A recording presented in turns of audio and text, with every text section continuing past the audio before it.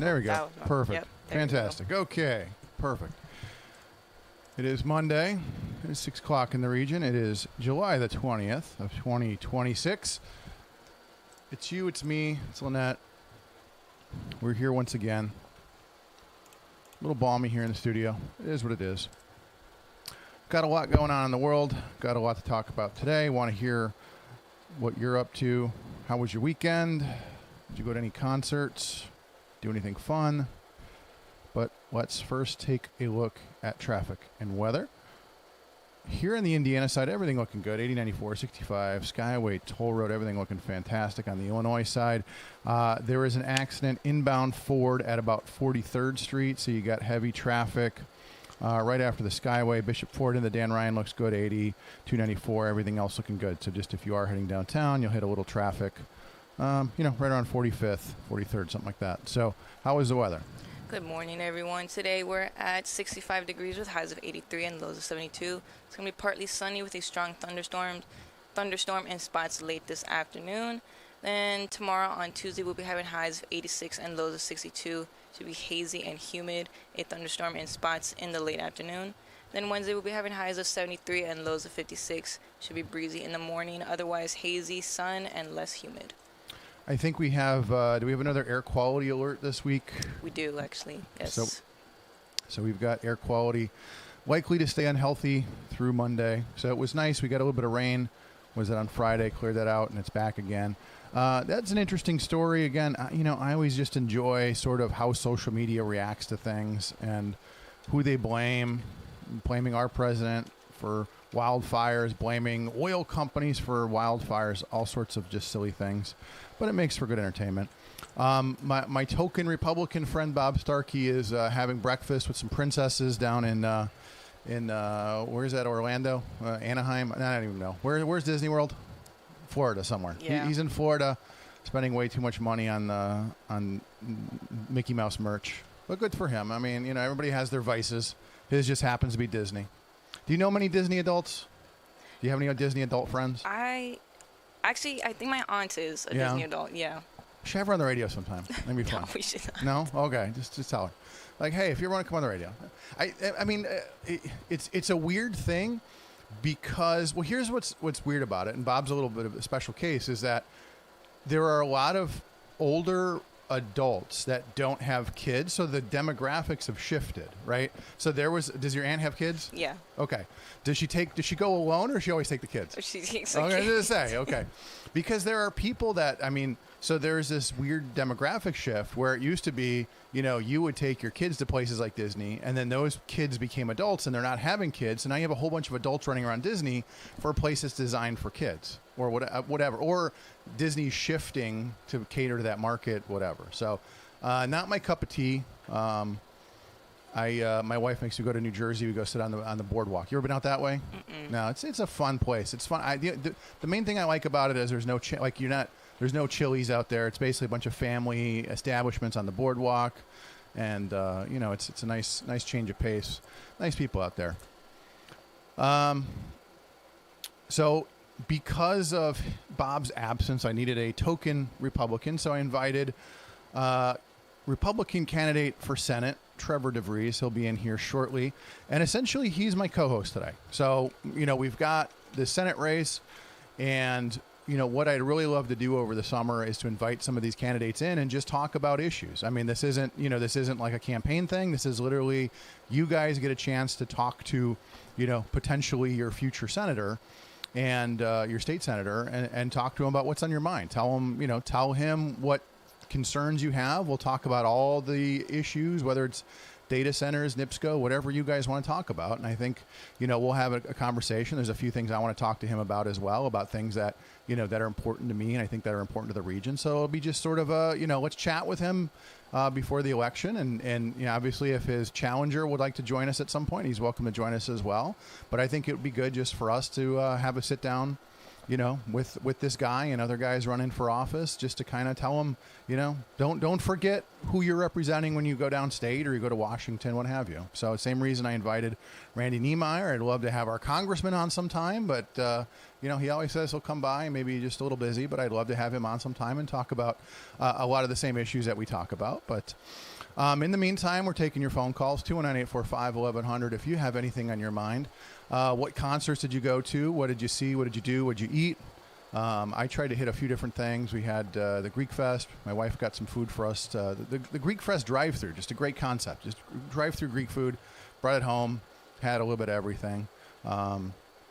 Did not make it out to much else. We did have Bob had the Town of Dyer's festival that was rained out. He brought back the Verve Pipe, so they were in town over the weekend. They said, yeah, we'll stop in Dyer on Friday night, so we pulled that off. So we had a nice little concert in Dyer at the new amphitheater, and that was a lot of fun. It was nice having the Verve Pipe. As we joked, it was our freshman concert, and we had the Verve Pipe, and they sang Freshman after the fireworks show. So a lot of fun down there. Nice little amphitheater. Hopefully you get to check it out at some point if you've not been. Because that's what we do. Everybody's building amphitheaters. You get an amphitheater, you get an amphitheater, you get an amphitheater. St. John building one. Obviously, Hammond's got their nice big one that they use quite a bit this weekend. So you got any calls? You want to take any calls? We do. Okay, it's good morning. Good morning, caller. You're on the air. Good morning, caller. Got all the, we're getting it. There we go. Good morning, caller. Okay, hang on. We there? Now, you should hear me now. You have to reset the phones. I can hear you. You hear Fantastic. me. Now I got you, Walt. I thought I pressed the button. Good morning, Walt. How are you? Seems okay. Attended the Greek Festival in Cherville, my favorite Greek festival. Yeah, absolutely. I got my usual Greek chicken, and I got It's not just drive-through. They have sit-down service, and I sat down and ended up talking to a young couple who were originally from Hammond and ended up moving to Highland, and very pleased that they did. And they refer to it as living in Mayberry. Oh, yeah. Okay. They also had a full complement of Greek pastries. I also attended the Griffiths Art Festival on Saturday, and there are like 35 vendors of art. They in a pavilion, Bridges restaurant, were selling hot dogs. By the way, if you take kids to the Greek Festival, they sold hot dogs too. But at the Greek at the Griffith Art Fest, Bridges sold hot dogs, hamburgers, and sloppy joes, and the sloppy joes were outstanding. So it's always nice having a good sloppy joe once in a while. Nice homemade sloppy joe. Yeah. Okay, so Walt, the big question though, did you make it out to the Moneybag Yo concert in Hammond this weekend? Were you front row at Moneybag? You did not make it. Oh, I was hoping to get a report. No, I looked to. I looked to see if they offered a Mozart string quartet session, and there was none, so I decided to pass on that. Ah, fair enough. Well, yeah, I do see the our Northwest Indiana Symphony is making the rounds. They're appearing at a few different places, including I saw them at Hard Rock, and yeah, so it's nice that we, again, one of those things, support your local symphony, and it's nice to see them making the rounds. So, what else is on your mind, Walt? Well, I'd like to mention to your audience that the Bristol Renaissance Fair, which is on right on the border of Wisconsin and Illinois. When I had kids in the house, I took them to it several times. It's to replicate life in Europe in the Middle Ages, and you have lots of people walking around with in costume, lots of activities. My kids loved it. It's going to go to September 7th, and I'd recommend that you pick up, you buy your tickets at Menards, because you're going to get a nice discount rather than waiting to get there and then pay full price. Hey, Walt, it's a good time to you take your kids out there and remind them this is life before the Industrial Revolution and capitalism. You were a peasant that had nothing and worked, and et cetera, et cetera. So again, it's like one of those. It's a good opportunity to show people, hey, this is the other option. This is what you could have been living in instead of a capitalist society where you have cell phones, TVs, computers, and sometimes air conditioning. well, a lot of Europeans moved away from that. I mean, if you were a peasant, you lived the life of a peasant forever. There was no other option available to you, and it's the Middle Ages are romanticized in this event, and I certainly encourage to take the family. It's a great family event, but yeah, I think you're making a very good point that life was not all that wonderful necessarily for the ordinary peasant type, and of course they ended up. Many came to America to break the pattern of having to live like peasants. Now, you did mention data centers. Mm-hmm. I was watching C-SPAN, and they had a program about data centers, and a couple of facts they noted was, for example, in terms of popular surveys and so forth, 70% opposed data centers and 30% support data centers. Interesting. Apparently, there are roughly 5,000 data centers, and 3,000 more to come. They will provide lots of construction jobs, but once the building is completed, not that many jobs, not many permanent jobs. They tend to be security and technicians jobs. Well, okay, so Walter, let's put your business economist hat on for a second. Let's talk about this though, because here's the thing that we need to explain to people. What happens? So, for instance, we know I think the state of New York, Kathy Hochul came out and said that they're looking at basically banning data centers. What happens if you have, let's say we have a country where certain states, let's just say the typical, Illinois, California, New York, it's the same ones that want to ban stoves, ban data centers.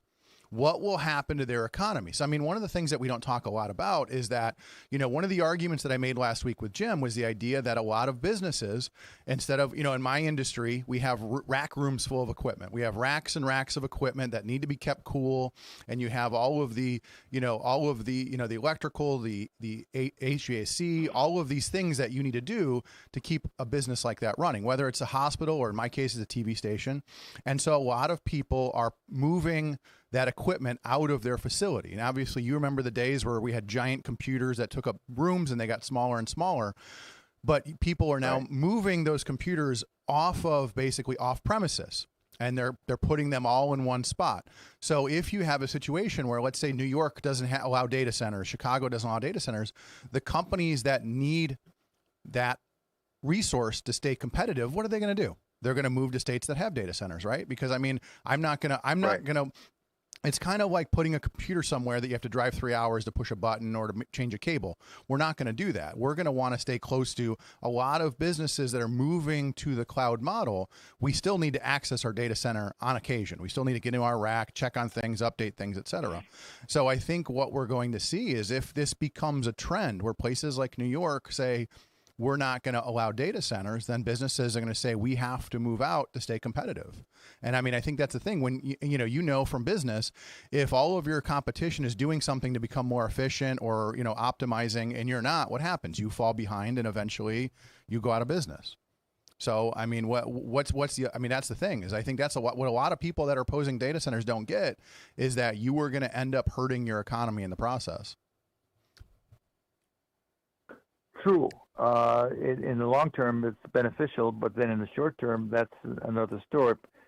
People were calling in like crazy, most of them complaining about data centers. One lady called in and said her well went dry because she believes the amounts of water the local data center uses. Another person called in and complained about the constant humming. Right. Never goes away. Drives us crazy. Affects the behavior of our pet dog and so forth. Well, again, though, Walt, I use the example, and you grew up in East Chicago. What were we surrounded by? We were surrounded by trains and factories go by any factory. Sure. We were surrounded by not only the noises. We had you had the constant trains, and we had, if you lived in Hammond, you had the expressway traffic, you had factory noise, the pollution. I mean, again, at the end of the day, a data center is not polluting the way that a refinery or a chemical factory did. So for those of us that grew up around it, again, at the end of the day, I grew up in Roxana surrounded by all of those things, right? We had a train on one side, a chemical factory on the other, and a train on the other. And we were surrounded by those things, and you just tune it out. I mean, I understand if you live literally next door to a data center. And that's why I said there should be some zoning requirements. You shouldn't be able to build a data center, right next to a school or anything like that. But at the end of the day, we need data centers. We need data centers. And if everybody's going to oppose them, and if government's going to come out and say we're just banning them outright, it's going to put businesses at a disadvantage.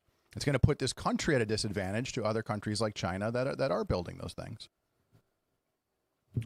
Well, one guy called in and complained that since the data center was put in near him, that his utility bill went up 15% a year. And I think that's one of the issues that these data centers are going to need to deal with. I mean, that is right. No, they need to have their own power system. And and again, though, Walt, this goes back to the same idea of banning things, right? I mean, you lived through a time where we were building nukes, and then we had a couple of incidents, and now we've essentially banned nukes. I think we just approved the first nuclear plant permit in 30 years or 50 years or something ridiculous. I mean, again, same idea. Those data centers should be able to build small nuclear reactors or have some sort of off-site, things like that, where you can have and I talked to a researcher not too long ago. They did a presentation about the new generation of reactors. I mean, infinitely safer than what happened at 3 Mile Island and Chernobyl. The idea of meltdowns has basically been eliminated, but we still have, again, sort of this boogeyman. Nobody wants to live next door to a nuclear reactor, to a nuclear power plant, and so we don't build them, right? So, I mean, same idea. It's we have solutions, but because we have boogeymen and because of the fear mongering, we don't build them. We haven't been building them, and it put us at a disadvantage as well. The crazy thing about the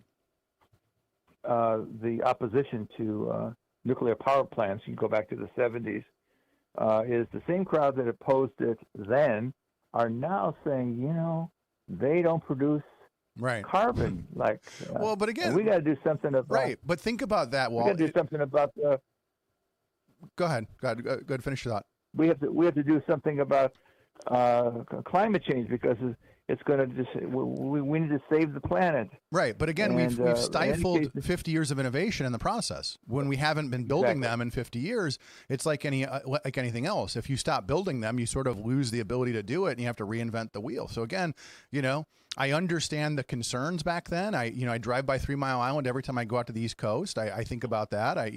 So again, valid fears, but the fact that we just shut down that entire industry for 50 years put us at a tremendous disadvantage. And like you said, now we're starting to revisit that, but we're 50 years behind on the technology. One of the concerns is our competition with the Communist Chinese. And there's a lot of concerns that we need to continue building these data centers to keep ahead of the Chinese, because they're our enemy and they consider us their enemy. And so it's going back to East Chicago. As a kid, if we complained about the pollution to adults, they would immediately correct you and say, as long as those smokestacks are belching pollution, your father or your family has a job. Right. We generally kept, after being chastised like that, we generally kept our mouth shut to an adult. Now, privately, we complained about how stinky it is, kind of thing. But but again, the Walt, progress without convenience. Well, I mean, but I use we had the discussion with Jim last week where I basically said, imagine if Rockefeller and Carnegie had not decided to locate here. Most of us wouldn't be here, right? I mean, most of us are, in my case, my grandparents came here because of the refinery and because of the mill. A lot of us wouldn't be here today if it wasn't for those factories, for those refineries. True. And I mean, I think a lot of people don't appreciate that. Like you said, it puts food on your table, and it's the reason you're here is because of that industry locating to the lakefront, 100+ years ago. So, but hey, Walt, we got to take a break. I appreciate the call, appreciate the wisdom as always. Why don't we take a break? We'll reset. We want to take your calls, 219-845-1100. We'll be back with more after this. For over 100 years, Roofers Local 26 has been keeping Northwest Indiana dry and safe. Since 1919, our highly trained members have built a reputation for skills, safety, and reliability. With a 4-year apprenticeship and certifications in OSHA safety, first aid, and CPR, we deliver quality you can trust. When you need roofing done right, choose Roofers Local 26, protecting what matters most for over a century. For more information, visit www.roofers26.com. Introducing Powers Health, a health system with a new name and a strong legacy of caring for families in our community. One with a tradition of advanced specialized services and a vision for the future. One with a commitment to medical excellence and compassionate care. Everything we do, everything we believe, powers health. When your home needs help, the last thing you need is a faceless corporation or sales-driven franchise. At Myers Companies, we've been proudly local since 1951, born and raised right here in Northwest Indiana. We're family-owned and operated, built on trust, hard work, and integrity. And because we're family, we treat you like family. Your comfort and safety always come first. For HVAC, plumbing, and electrical done right, choose Myers Companies. Local, family-owned, here for your family. For a fast and friendly car wash, go to Easy Clean Car Wash. Open 7 days a week in 4 convenient locations: Highland, Griffith, Cherville, and Lansing. Free vacuuming, air freshener, and a towel with every wash. It's fast, safe, and gentle. For more information and hours of all our locations, visit myeasyclean.com. Also, see how you can wash your car daily with our $10 Ultimate Wash for only $19.99 per month. Give your car the best clean at Easy Clean Car Wash. Ogren Insurance, Hammond's oldest family-owned independent insurance agency, now in its 3rd generation, providing clients in the Chicago area with products from quality insurance companies to handle your every need. Regardless of driving history, Ogren Insurance can find the right coverage for you at competitive prices. To learn more about the insurance solutions and services we offer throughout Indiana, Illinois, and Michigan, call 219-933-0076 or visit our website, ogreninsurance.com. We're located at 6929 Homan Avenue in Hammond, Indiana. Do business locally with someone you know and trust. 622 here in the region. Chuck Pullen here with you on a Monday. Bob Starkey down in the land of the mouse and the duck and whatever they all still do down there. The merchandise capital of the world. Hopefully he'll bring me some ears back with my name on it. I would love that so much.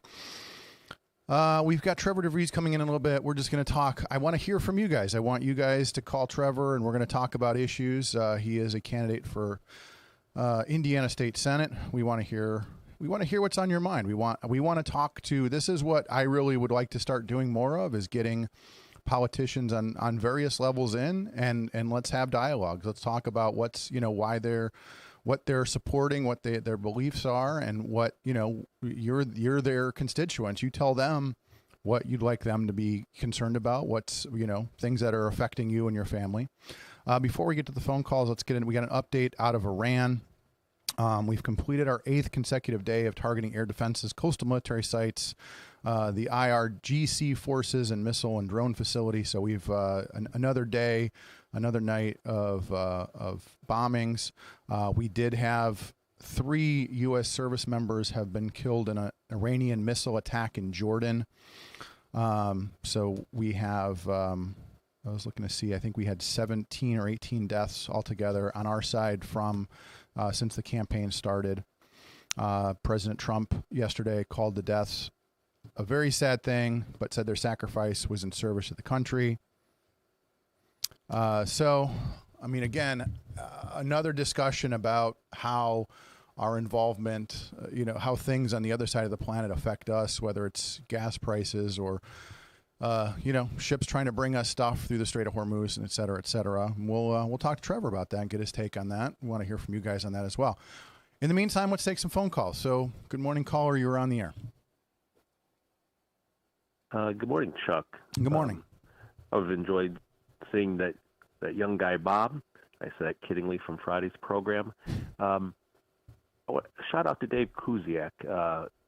By him mentioning the Polka Fest, I was able to take my 84-year-old father-in-law who really enjoyed it because he had lived in Cal City in South Chicago for years. He's absolutely. A little further south now.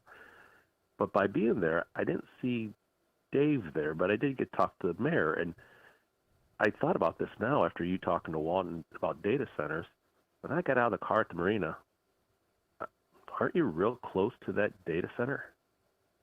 I mean, you could see it from there, can't you? I mean, I remember it being fairly close, right? I mean, I don't know. I don't know that I've been close enough to notice if it hums or anything like that. I know you can take a walking trail right there by the state line. So, I mean, I don't know what effect it has on that neighborhood. It's a good question. I was there. I heard nothing, and people will be shocked. When I got out of that parking lot at first, you really heard nothing. It was fairly quiet. I didn't hear the toll road. And the road there, you really don't hear much because you come over the bridge to come to the casino and the marina. It's a nice area there at the marina. It really was. It was an enjoyable day. Other than that occasional smell that comes from some of the neighboring facilities, other than that, I mean, that used to be my memory of going up there. It's a beautiful place, smells terrible. I don't know if it's still the case or not, but that was always my memory of it. It's a beautiful place, just not the greatest smell. Yeah, and there wasn't really a smell yesterday. It doesn't mean that doesn't happen on occasion, but you living in Lake County, it would appear there's probably going to be a new data center there off of the interstate and State Road 2, or a good chance of it. Here's my question for the folks at Lake County. If you're going to get a data center, you can't get a whole lot more rural than that. I mean, it's probably a half mile from where they're building that John Deere good warehouse. And I don't know where they would get the water for that, if they would be piped. Yeah, that's the Kankakee Well, River. you actually, I mean, I think, and that becomes one of the issues is when you locate in a rural. I mean, again, to me as an engineer, that's the worst place to put the facility, because now I have to run power, I have to run fiber, I have to find water. I mean, to me, if you're asking me, where do I put this thing? Just like Tom Dockich, I put it right there on the lake. I got fiber right there. I've got power right there. So, I mean, if you're asking me where to put it, you put it up north, right on the lake, right next to all the amenities. You don't put it in the middle of nowhere. But also, to your point, it's in the middle of nowhere. So who can really complain about it other than people that are worried about the aquifer and things like that?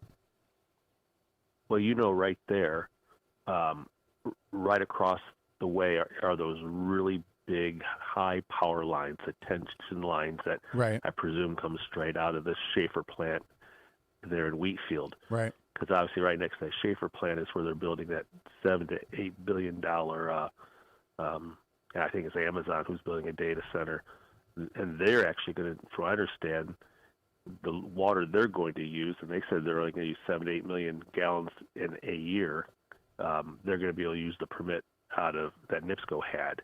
Okay. And that's the bizarre thing is that plant was going to decommission totally a few years ago, and it was this year. And then the president said it couldn't shut down from coal. Bizarre thing is when they announced that, all of a sudden, like a week or two later, NIPSCO went into repairing it.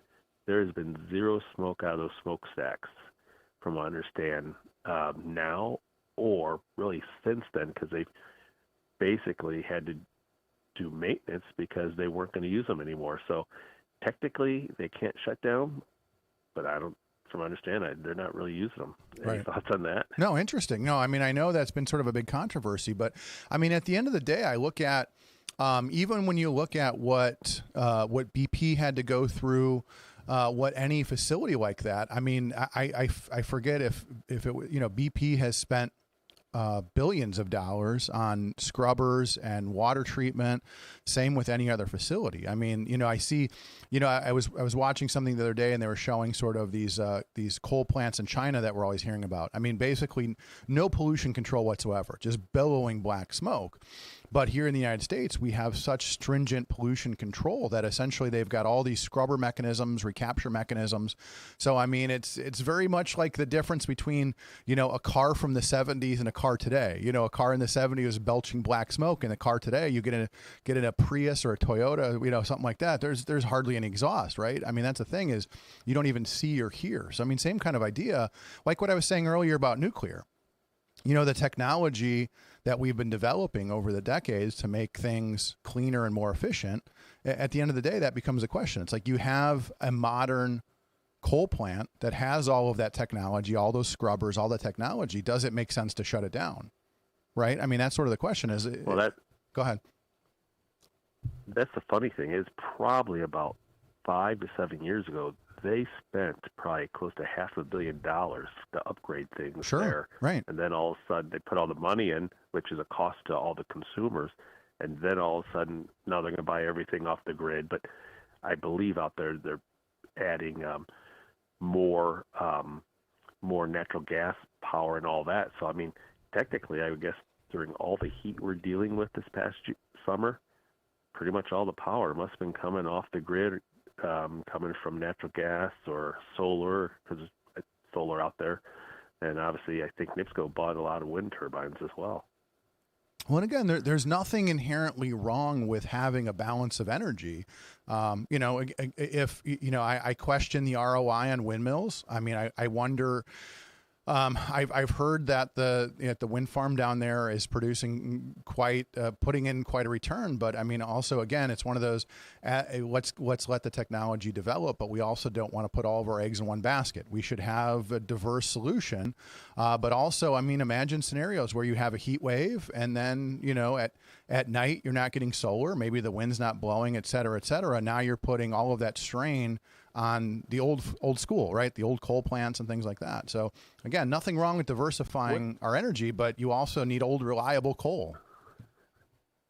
What is your take on the Mayor Hammond deciding not to give an extension for, was it going to be a new data center next to the current one there on the lakefront, or was it going to be an expansion? So it was an expansion, and I don't think it was necessarily him. I think it was basically that, if I'm trying to remember how he phrased it, basically that they did not complete the permitting process, or did they not finish the process.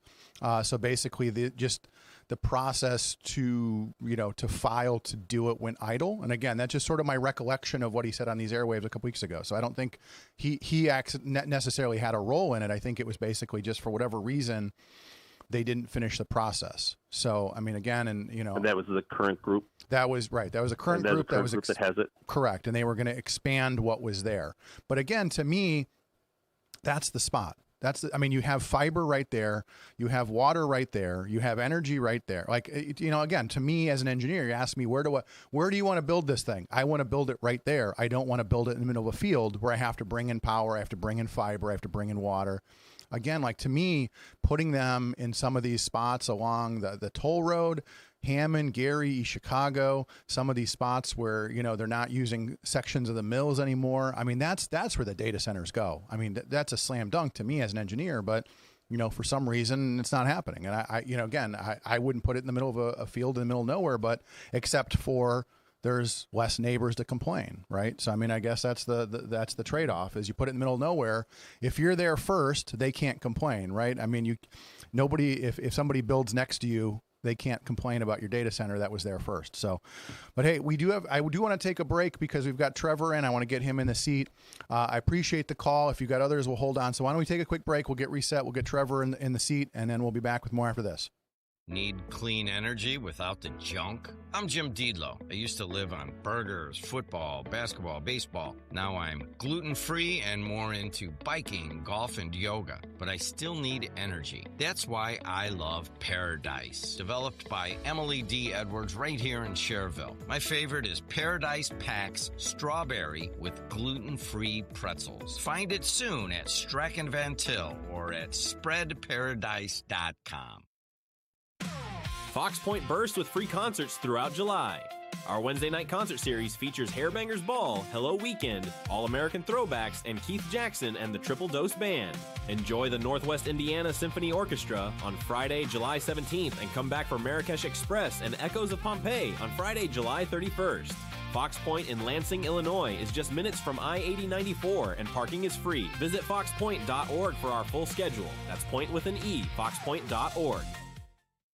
The best just got better. Tech Credit Union is proud to celebrate being recognized with Best of the Region, Best CEO, and Best Banker. To celebrate, we're offering 3 special CD offers with rates up to 4.5% APY for a limited time. Visit techcu.org or stop by your nearest Tech Credit Union branch or call 800-276-8324 to learn more. Tech Credit Union, the better option for people and communities we serve. Member NCUA. Minimum deposit required. Offer subject to change. Visit techcu.org for complete details. IBEW Local 697 electrical contractors bring the highest standard of electrical work to Lake County homes, schools, and businesses. From everyday fixes to once-in-a-lifetime builds, we don't just get the job done, we get it done right and up to the highest safety standards. When you need electrical work, hire the professionals who power Indiana. Powering Indiana, Lake County, bringing excellence to the job, creating a brighter future for our community. There's something for everyone at HealthLink's Community Health Fair. Join us Tuesday, July 28th from 3:30 to 5:30 at the Boys and Girls Club in East Chicago for no-cost adult health care screenings, free food, games, prizes, and family fun. No-cost wild-child checkups and sports physicals will be available the week of the event at HealthLink East Chicago and HealthLink East Chicago Harbor West. If possible, insurance will be billed. Call HealthLink at 888-580-1060 extension 5401 or 5901 to schedule your child's no-cost appointment today. 6:35 here in the region. Chuck Pullen here with you on a Monday. Bob Starkey is out, so I have a token Republican in his seat, and we'll find out more about him in a moment. But first, let's take a look at traffic and weather. Traffic here and in the Indiana side, 8094, 65, Skyway, Toll Road, everything looking just fantastic. On the Illinois side, had an earlier accident, Dan Ryan in at 43rd. Accidents cleared up. Traffic remains just a little slow traffic. Bishop Ford into the Dan Ryan's good. South end of the Dan Ryan's good. So you just have a little bit of traffic 43rd into the circle. 80 looking good east and west, 294 out to the airports, everything looking good. How about the weather? Good morning, everyone. Today we're at 66 degrees with highs of 83 and lows of 72. It's going to be partly sunny with a strong thunderstorm in spots late this afternoon. Then tomorrow on Tuesday we'll be having highs of 86 and lows of 62. Should be hazy and humid with a thunderstorm in spots late the afternoon. Then Wednesday we'll be having highs of 73 and lows of 56 and should be breezy in the morning. Otherwise, hazy sun and less humid. Perfect. Fantastic. Thank you so much. Good morning, sir. How are you? Good, Chuck. Thanks for having me on the show today. Absolutely. Introduce yourself. Tell people who you are, what you do. Hey, everybody. My name is Trevor DeVries. I am running for State Senate in District 1 here in Northwest Indiana, which encompasses St. John, Dyer, Schererville, Highland, Griffith, and parts of Gary and parts of Maryville. Really, I'm just your common sense conservative when it comes to just limited government and fiscal conservative spending. Fantastic. Easy enough. And of course, I always say your challenger. It's not. I mean, technically, I guess he's your challenger, even though you're not the sitting senator. But he's always welcome to come on someday too. I'd love to chat with him as well because we're equal opportunity around here. So I'm going to have you on today, and we're just basically you're my co-host. We're talking about issues. We're talking about things on your mind that you would like to talk to your potential future state senator about, and things that things that are affecting us here in the region. I know you've been doing a lot of door knocking and things like that, meeting with a lot of people, but.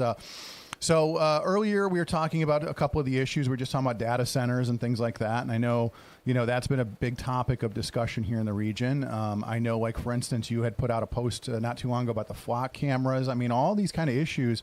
And it's weird how they're all sort of interrelated, Mm-hmm. But at the end of the day, what I was talking about earlier on the show was, it's a big decision on the government side. Like, for instance, the state of New York, Kathy Hochul's talking about banning data centers outright, which I think would be a huge mistake. And I think it will put their state at a disadvantage, right? Yep. So, I mean, again, you look at this situation where, you have new technologies. And again, for my business, I'm in television, we need data centers. We are using data centers. We're scaling up. We're able to do a lot of things because of our proximity to data centers that we wouldn't otherwise be able to do. So, I mean, again, I think obviously there are people that are concerned about a data center being in their neighborhood. But at the end of the day, banning them outright would just be horrible for business. So what are your thoughts? Yeah, I think first and foremost, I think it really is a location-dependent type of situation. Oftentimes we are being told as residents that, hey, you're going to get this, you like it or not. And I think really it comes down to I am a limited government guy. So I would love to see situations where, hey, if you're putting a data center in a highly residential area, let the voters and the people that actually live there help make that decision. Mm-hmm. Help them weigh in more heavily rather than just saying, we were elected, we're telling you what we're going to do. I'm not a big fan of the heavy-handed approach ever. I do agree that there is a need for them. in some cases, but I'm not excited about having one come into an area where there's a bunch of families and young kids and schools. That doesn't make any sense to me. Or even taking away, good farmland.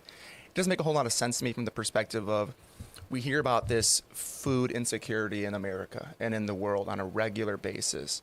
And yet we're going ahead and we're going to take away more farmland that helps feed people here locally and more broadly across America and the world.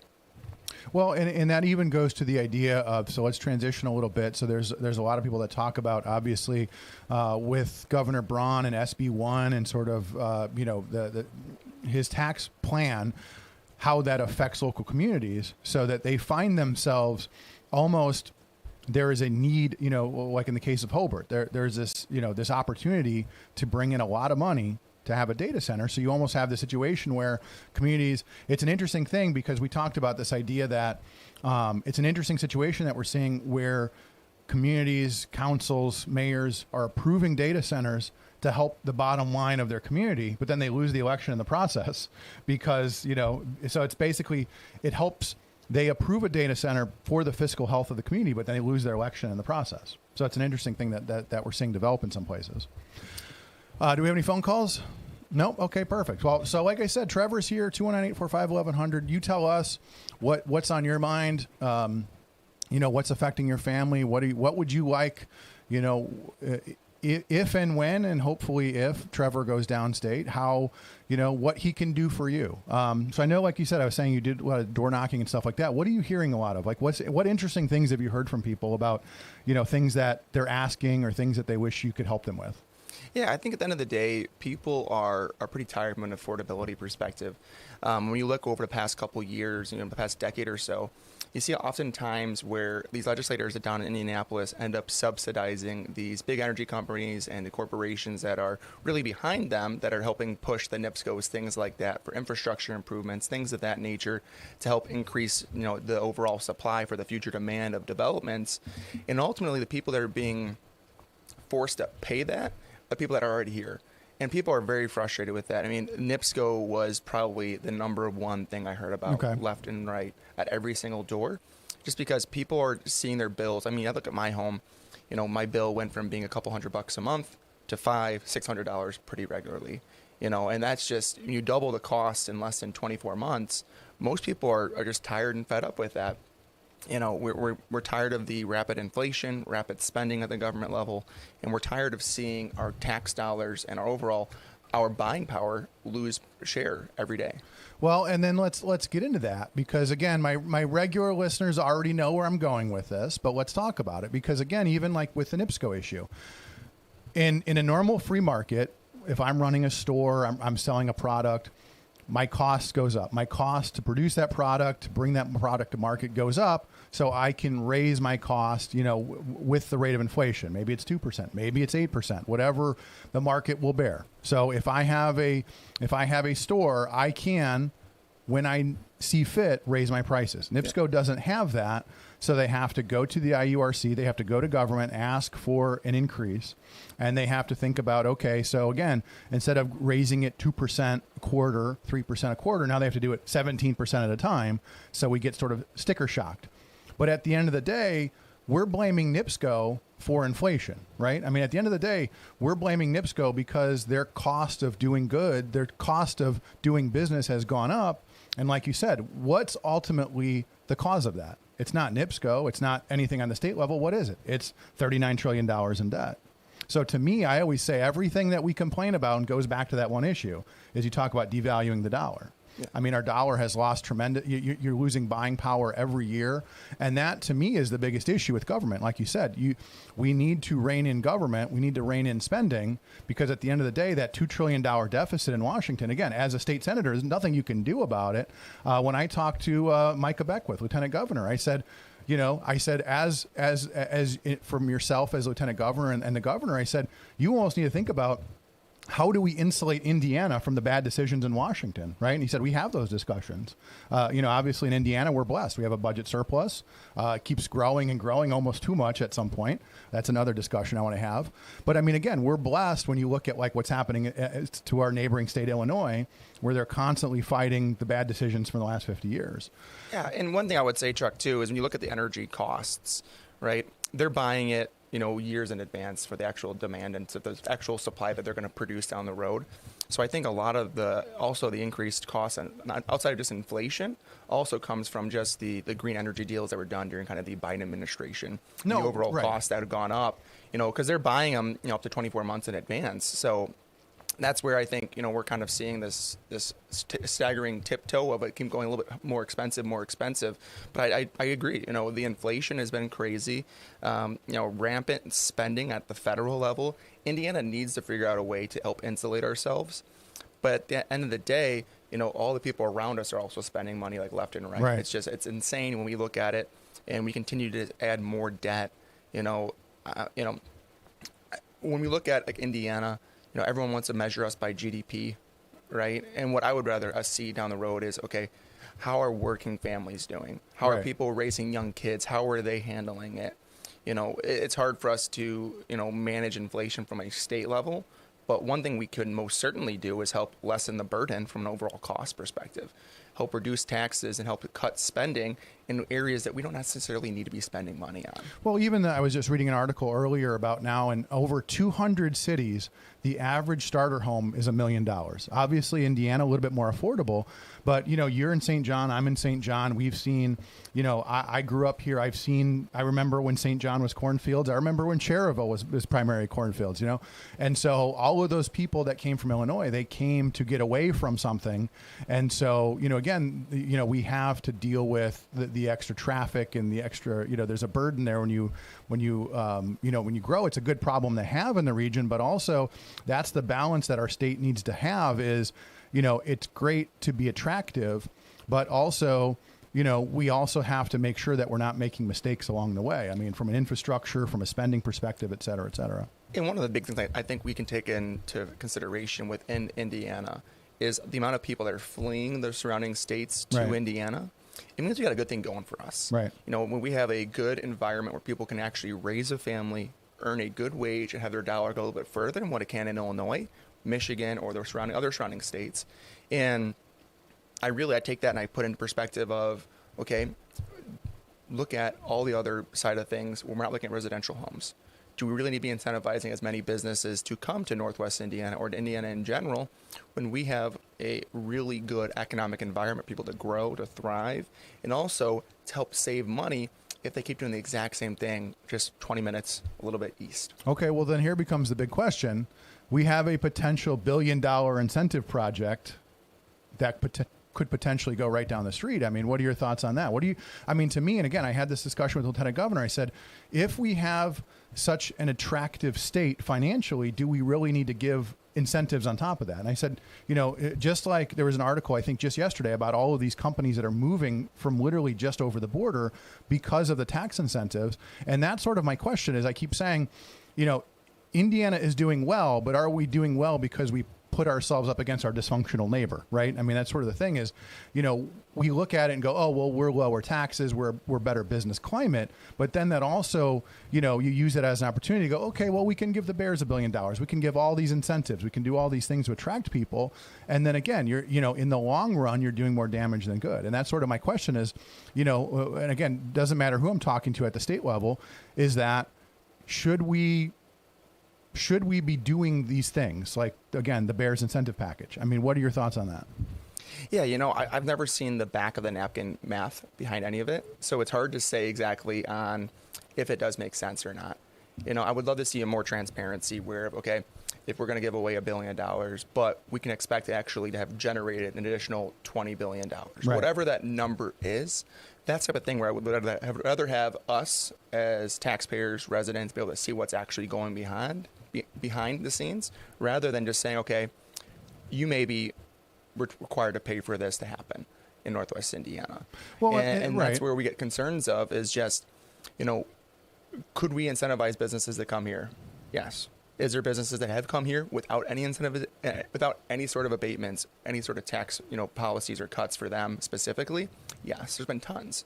I have a client that actually ended up buying a large food processing plant out in the middle of nowhere, Indiana, because they had a location in the Pacific Northwest. Right.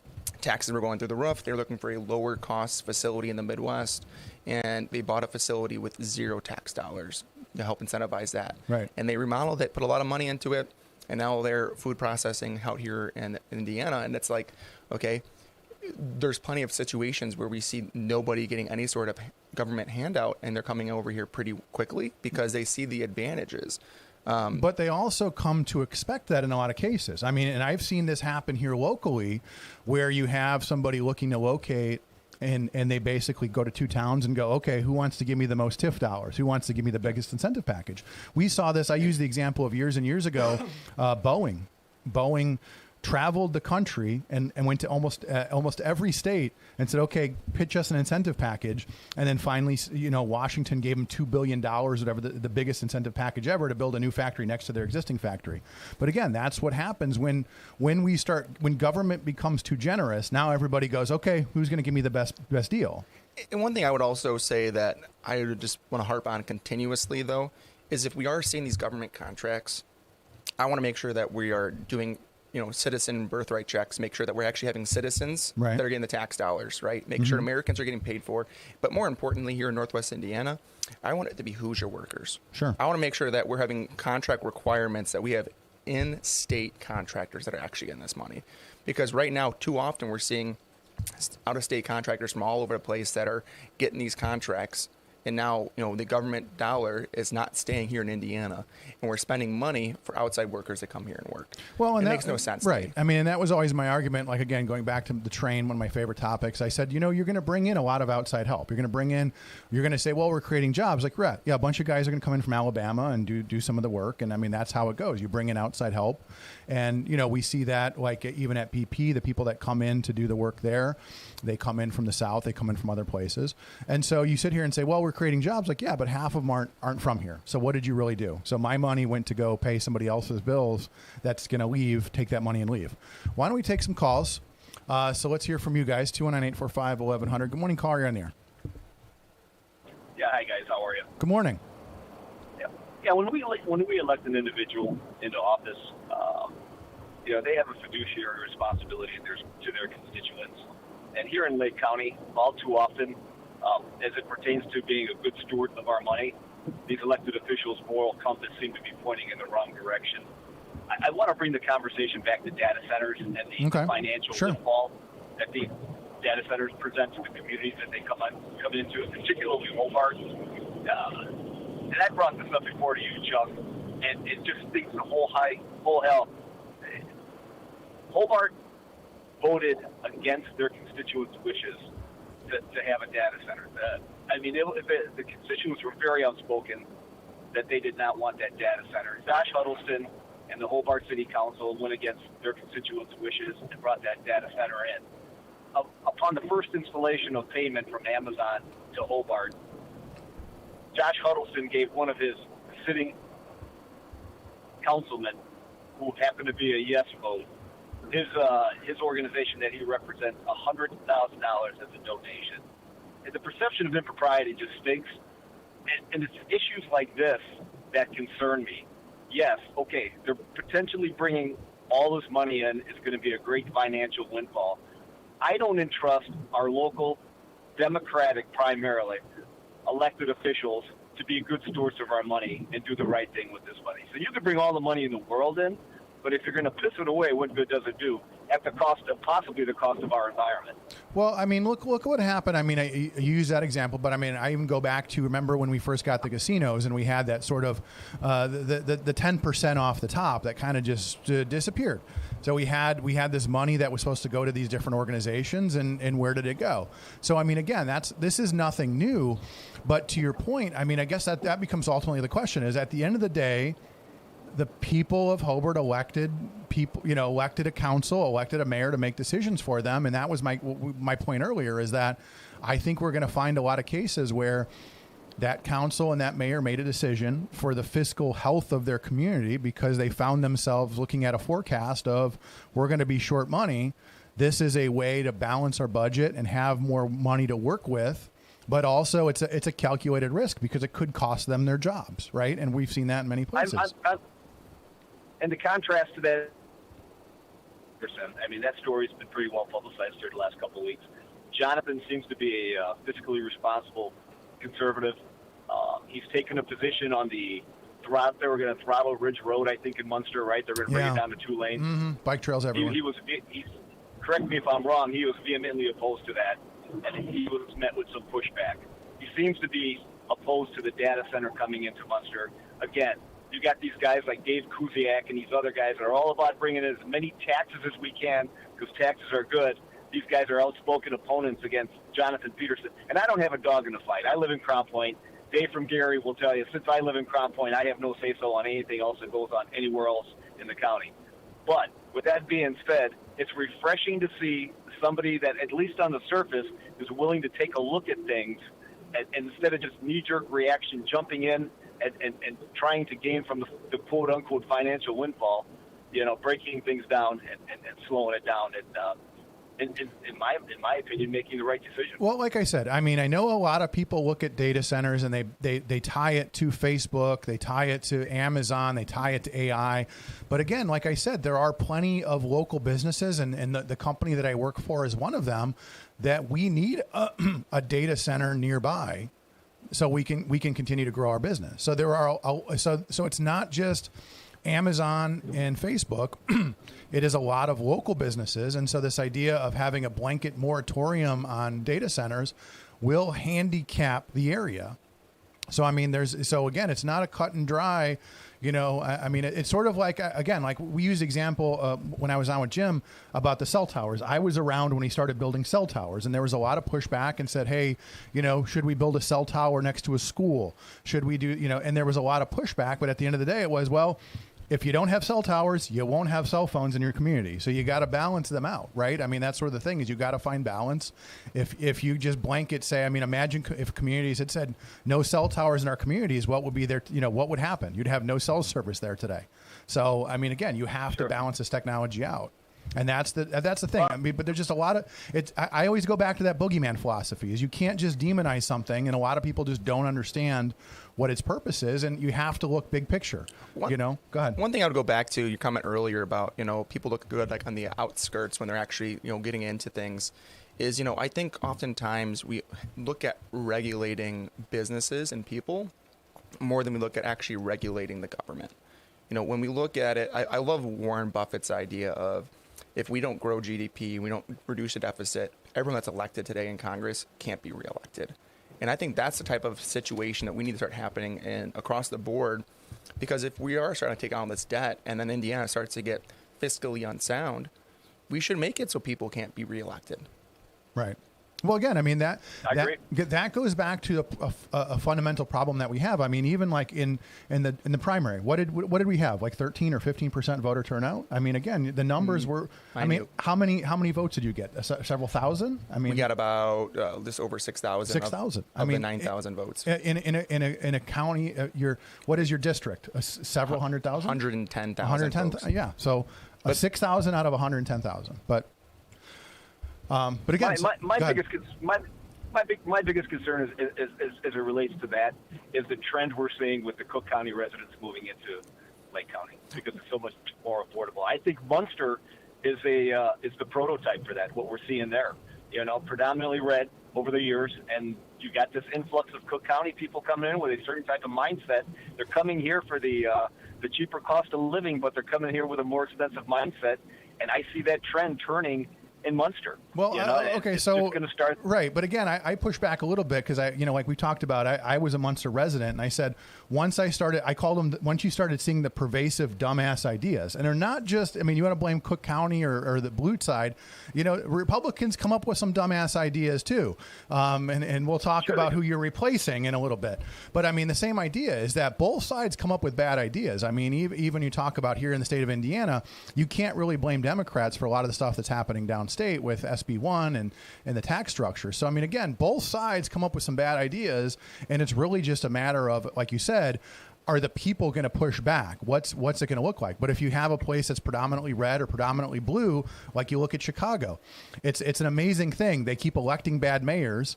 They elect somebody, and then a year later, they have their approval ratings in the toilet, and everybody hates them. It's like, well, you voted for them. You put them in office. You know, it's like they act like he just showed up and got the job, like Brandon Johnson. Like everybody hates the guy now. It's like, well, who voted for him, right? I mean, it's a baffling thing when people don't want to take sort of responsibility. And this is one of the things I keep saying about voters is like, we need to step up and become more informed. We need to start, you know, again, you have a lot of people that just show up and hit a button and walk out, and they don't even know what's going on. So, but hey, appreciate the call. We got to take a break. So we've got Trevor with us. We're going to talk about some other statewide issues because, again, one of the things I talk about, I don't know how well you know Rob Kendall or you follow him. I've had him on the radio a few times. We talk a lot about the statewide issues that because we're so isolated from Indianapolis, there's a lot of things that we don't get to talk about here that we don't know about. So that's a couple things I want to get into with you, you know, as you're looking at potentially going down there. So let's take a break. We'll be back with more after this. It's the simplest expression. The smallest thing that changes everything. A smile. So easy. A smile lights it up. Apologizes. And welcomes unconditionally. Because the shortest distance between two people is a smile. Thank you. Strachan Van Til, where making life easier starts with a smile. Life's biggest challenges don't come with a warning. When legal issues arise, whether it's a car accident, personal injury, criminal charge, or representing you before municipal boards, you need a trusted advocate on your side. At Westland & Bennett, we listen first because your story matters. We provide strategic, personalized legal solutions to protect your rights, your freedom, and your future. Peace of mind starts with a conversation. Call 219-440-7550 today for a free consultation. From the gas in your car to the heat in your home and the roads that you drive on, our work powers daily life. We are USW Local 71, the proud men and women of the Whiting Refinery. We're not just refinery workers.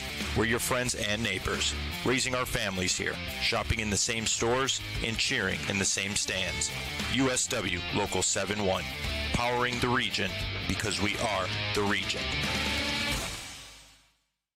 I'm a victim of being ran over by a semi while I was flagging. The person wasn't paying attention and they hit me with their vehicle. I seen a accident where we were the first people to walk up, and that picture will never leave my mind. I've seen people get hit before. It's been horrible. Construction zones on roadways and bridges are more than just cones and equipment. They're the workplace for thousands of dedicated union laborers. Everybody has a family that they need to get back home to, so please just pay attention to us out here while we're working. We all have family, and I know it's a pain in the ass, but we're trying to make the roads better for y'all. We're doing this for everyone. We're hardworking Hoosiers, just like you, and we all want to make it home safely. People would just take a couple seconds to pay attention. Be aware where we're at, where the cone zones are at. We're all in this together, and we're all just trying to be safe. This is Brian Short, Business Manager for the Indiana Laborers District Council. Everyone deserves a safe place to work. Do your part in the cone zone. Slow down, save a life. We're all in this together. A message from Laborers International Union of North America and affiliated locals. 7:02 here in the region. Let's take a quick look at traffic and weather. Here in Indiana, everything is looking good. 80-94, 65, Skyway, Toll Road. On the Illinois side, we had an earlier accident inbound Dan Ryan at 43rd. That's been cleared up. Still a little slow going 43rd on into the circle. Bishop Ford looking good. 80 east and west, 294, everything looking good. How's the weather? Good morning, everyone. Today we're at 65 degrees with highs of 83 and lows of 72. It's going to be partly sunny with a strong thunderstorm in spots late this afternoon. And tomorrow on Tuesday, we'll be having highs of 86 and lows of 62. Should be hazy and humid with a thunderstorm in spots late in the afternoon. Then Wednesday, we'll be having highs of 73 and lows of 56. Should be breezy in the morning. Otherwise, hazy sun and less humid. Thank you so much. So we've got Trevor DeVries here. He is the Republican nominee for Indiana State Senate District 1. Tell people again what communities that involves. Yeah, so State Senate District 1 is St. John, Dyer, Highland, Cherville, parts of Griffith, all of Griffith, sorry, parts of Maryville, and parts of Gary. Interesting district. Have you been able to visit people in all those communities at this point? Or are you kind of just going around and meeting different? Like, what have you found as far as campaigning? What's been most successful for you? Yeah, we knocked on just shy of 10,000 doors during the primary as a team, and it was, that was the most impactful way that we spend our time. It's not about the mailers, social media ads, whatever, radio, anything like that.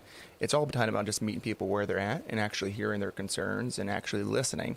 And I think that listening part was the biggest change that people actually felt, and they are ready for that. People are excited about actually having clear transparency voting records. They're excited about clear, direct voices that they can actually whisper and talk to us in our ears. I've been pretty consistent on saying, hey, I'm not perfect. I don't know everything. I don't want to know everything. So if there's an area of expertise that you have or that you are a subject matter expert in, I'd love to tap you, put you in my corner, and that way, when those things come up, I can go ahead and ask you rather than talking to different big lobbyist groups and say, okay, what's the pros, what's the cons? What do you understand? What should I understand about this conversation, and what should we be looking for as we move forward? I forget, one of our callers called in, we were talking about, and I forget who it was, if he's listening, remind me who it was.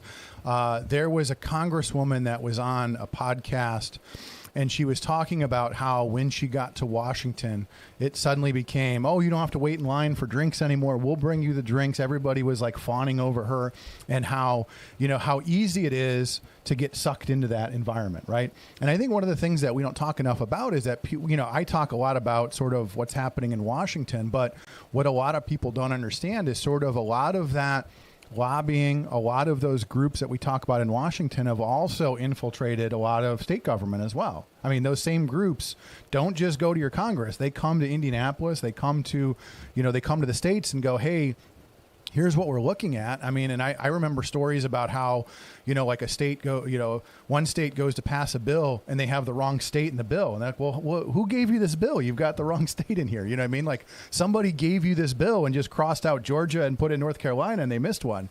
So, I mean, again, there's an interesting thing where we always kind of say, well, where is this stuff coming from? Right? Yeah. You see the 3 Ps, the perks, the prestige, and the power that come into politics all too often. And I feel like oftentimes the reason that it goes down that path is because these people don't have young families.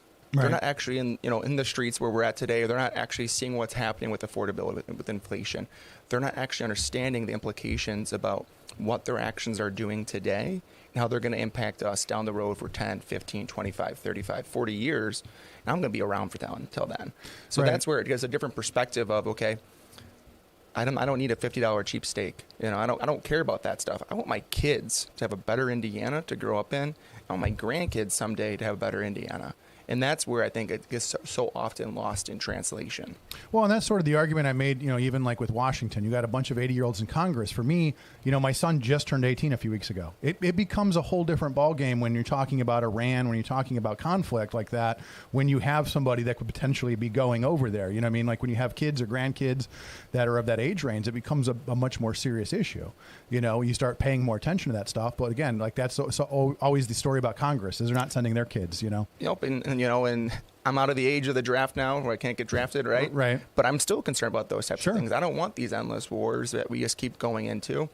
I don't want other people's kids to go fight for our country and where we don't have to be at. It's just we need to stop the endless spending when it comes to those types of situations. We got any calls? Let's take a couple calls. Let's take a call. Good morning, caller. You're on the air. Hey, Trevor. Good morning. Good morning. Trevor, remind people who you trounced politically to get where you are. Remind people who I trust politically? No, who you trounced. Who did you defeat in the primary? Yeah, so I beat the incumbent state senator Dan Durnell in District 1 here. And as I'm looking at the results of that voting, it says you got 75.1% of the vote. Is that the numbers you recall? It is. Why did you beat him so badly? I think it was a combination of just people, when I went to the door, didn't know who he was. which is not a good sign sometimes for incumbent state senators or incumbents in general. People were also frustrated with the influx of just increased cost of living recently, and we just haven't been hearing from our legislators. We're not hearing what they're wanting to do to help lower our cost of living and how they're fighting for us. Way too often, I think, we end up only hearing from our politicians twice, right before the election for the primary and right before the general election. But the moment that they get elected, we don't hear from them. We don't see what's going on. We can't see what their voting record is easily. That's one of those things that it needs to be easier to see what's going on and what's happening. I mean, like many people, I'm very politically active when it comes to paying attention to what's happening in Indiana, and I'm calling my legislators regularly saying, hey, why are we doing this? Why are we adding toll roads? Why are we doing that? And oftentimes it's when things are getting tough and people are having a hard time paying for their NIPSCO bills or buying more food at the grocery store because it's just so expensive, people lose the time to track these types of situations. So what are your Trevor, thoughts? I'm going to be a little bit rude here and cut you off. No, go ahead. I want to hear from you. Why did he win? Go ahead. Tell us. You know exactly why he won here. So here, let me explain to Trevor real quick. Trevor, Dan and I have some history. Just putting it out there. We have some history. I'm glad you won. We'll just leave it at that. But yes, and we'll get into that. And we can get into that too. But yes, go ahead. What are your thoughts, sir? That redistricting thing. Yeah. John Q. Citizen that busts his butt and goes to work every day and watches the Democrats play dirty at every turn was tired of that and said, Dan, reach down, grab a pair, and stand up for Joe Schmuckatelli that goes to work every day and busts his hump to raise a good family, so on and so forth. That's exactly why that happened. Trevor, I don't want you to be a nice guy. I've been told by Jim Weezer and Dave Kuziak and everybody else, Ganter now's a nice guy. He's a nice guy. Trevor, I don't want you to be a nice guy. I want you to get in the trenches and go to work for the people back here in Lake County that are busting their hump every day. Thanks. I appreciate the call. So, and we're ready to get to work. Well, and so to his point, what was interesting, we talked about, so like, for instance, Dan sent out a mailer a while back, and one of the, he talked about school spending. He talked about rural broadband, for instance, was on his mailer. Right around the time that we found out that the Rural Broadband Initiative was this massive multi-billion-dollar boondoggle that didn't do anything. I mean, again, and so a lot of what the caller had referenced, a lot of what he's channeling is this idea that we're tired of, on both sides, we're tired of, the old guard, Republican and Democrat. They're just sort of like, hey, look what I spent your money on. Again, I mean, just even putting the rural broadband on his flyer to this area that doesn't benefit from it. And then we also, anybody who's paying attention knows it was a massive, it's so tone deaf. It's so tone deaf to say, here's a mailer of how I wasted your money. And, one of the things that I take pride in is my heritage of being Dutch, right? Through and through Dutch. And what makes the Dutch community so different than so many other groups of folks is we're not out there saying, look at how much money we made or how much money we spent on things, but it's look how much money I saved. Right. When we talk about building a home, hey, people are going to GC it themselves if they're Dutch because they're going to save that money. Or they have a relative or somebody or they know them, somebody. Right. Or, hey, I went to Menards. I saved 11%. Even the rebates are 12% now after, the cost increase. It doesn't make a difference. But that is the same mantra and mindset we're going to be bringing down to the State House of not how much money are we making or how much money we're spending, but it's how much money can we save. That's the most important thing. Okay, so this becomes a question, and I had the same discussion with Randy Niemeyer when he was running for Congress. A lot of times when you're a Republican, people say, well, the Democrats are Democrats. And I told Randy, and I'll tell you the same thing, I think a lot of what you need to be prepared for is that, especially in the state of Indiana, you're not going up against Democrats. You're going against the old guard Republicans that don't want to save money, that don't want to be efficient, that don't want to have effective programs. They want to spend that money because they've carved out a career out of that system. And so again, that's going to be your biggest challenge is you're not going up against Democrats. You're going up against Republicans. Oh, and I full-heartedly expect to be not a very liked person when it comes down to being in the State House itself. And that's because at the end of the day, we are fighting against people internally in the party. And that's where, you said it. Those are the people I'm arguing with the most and fighting against. And I think portion of that, partially the reason that is because we see the Democratic Socialists of America are just taking in troves the amount of people that are wanting to go just so crazy on the social issues. I would love to see Democrats get away from that and make it a more competitive cycle because people don't want that. And that's where if we can't get the Democrats back on track to be, more moderate in their views, the Republicans are going to keep winning elections. And I want better competition. I want competition on everything. Well, here's the interesting thing, though, and again, I use the example of I've been a big fan of Bill Maher because Bill Maher is basically saying the same thing on the left of like, hey, I'm an old school classical liberal guy. We've gone too far left, and he gets it. So a lot of these people. So in the case of both parties, you have this fracturing. You have the DSA, and then you have classical liberals like Bill Maher. On your side, you've got people like you, and you've got people like Dan Durnall. I mean, again, it's this idea of do you see on the statewide level? Do you see? And again, we're a unique area. The region's unique to the rest of the state, but. Do you see the younger, the family, the younger, family-oriented, younger generation of Republicans coming in and unseating the old guard in a lot of these, rural communities where it seems like, again, that's just that's the way it works. I think we're seeing that heavily take place, and I think that's partially because we're just seeing that the old Republican guard are willing to sell the soul of Indiana. And they're willing to get rid of, Hoosier workers. I mean, time and time again, you see it with H-1B visa hires at Purdue, IU, where we're taking, jobs that could go to graduates from these same schools that are from Indiana. And we're not actually taking it and actually giving it to people that are younger, that are from here, that want to stay here. And we're kind of forcing a lot of people out. And we're seeing that across the board in America where we keep trying to bring outside hires outside of the country and to fill jobs. And I think a giant chunk of that nowadays is Hoosiers and young people are tired of being told, hey, you're not good enough, so we're going to go ahead and we're going to actually outsource this.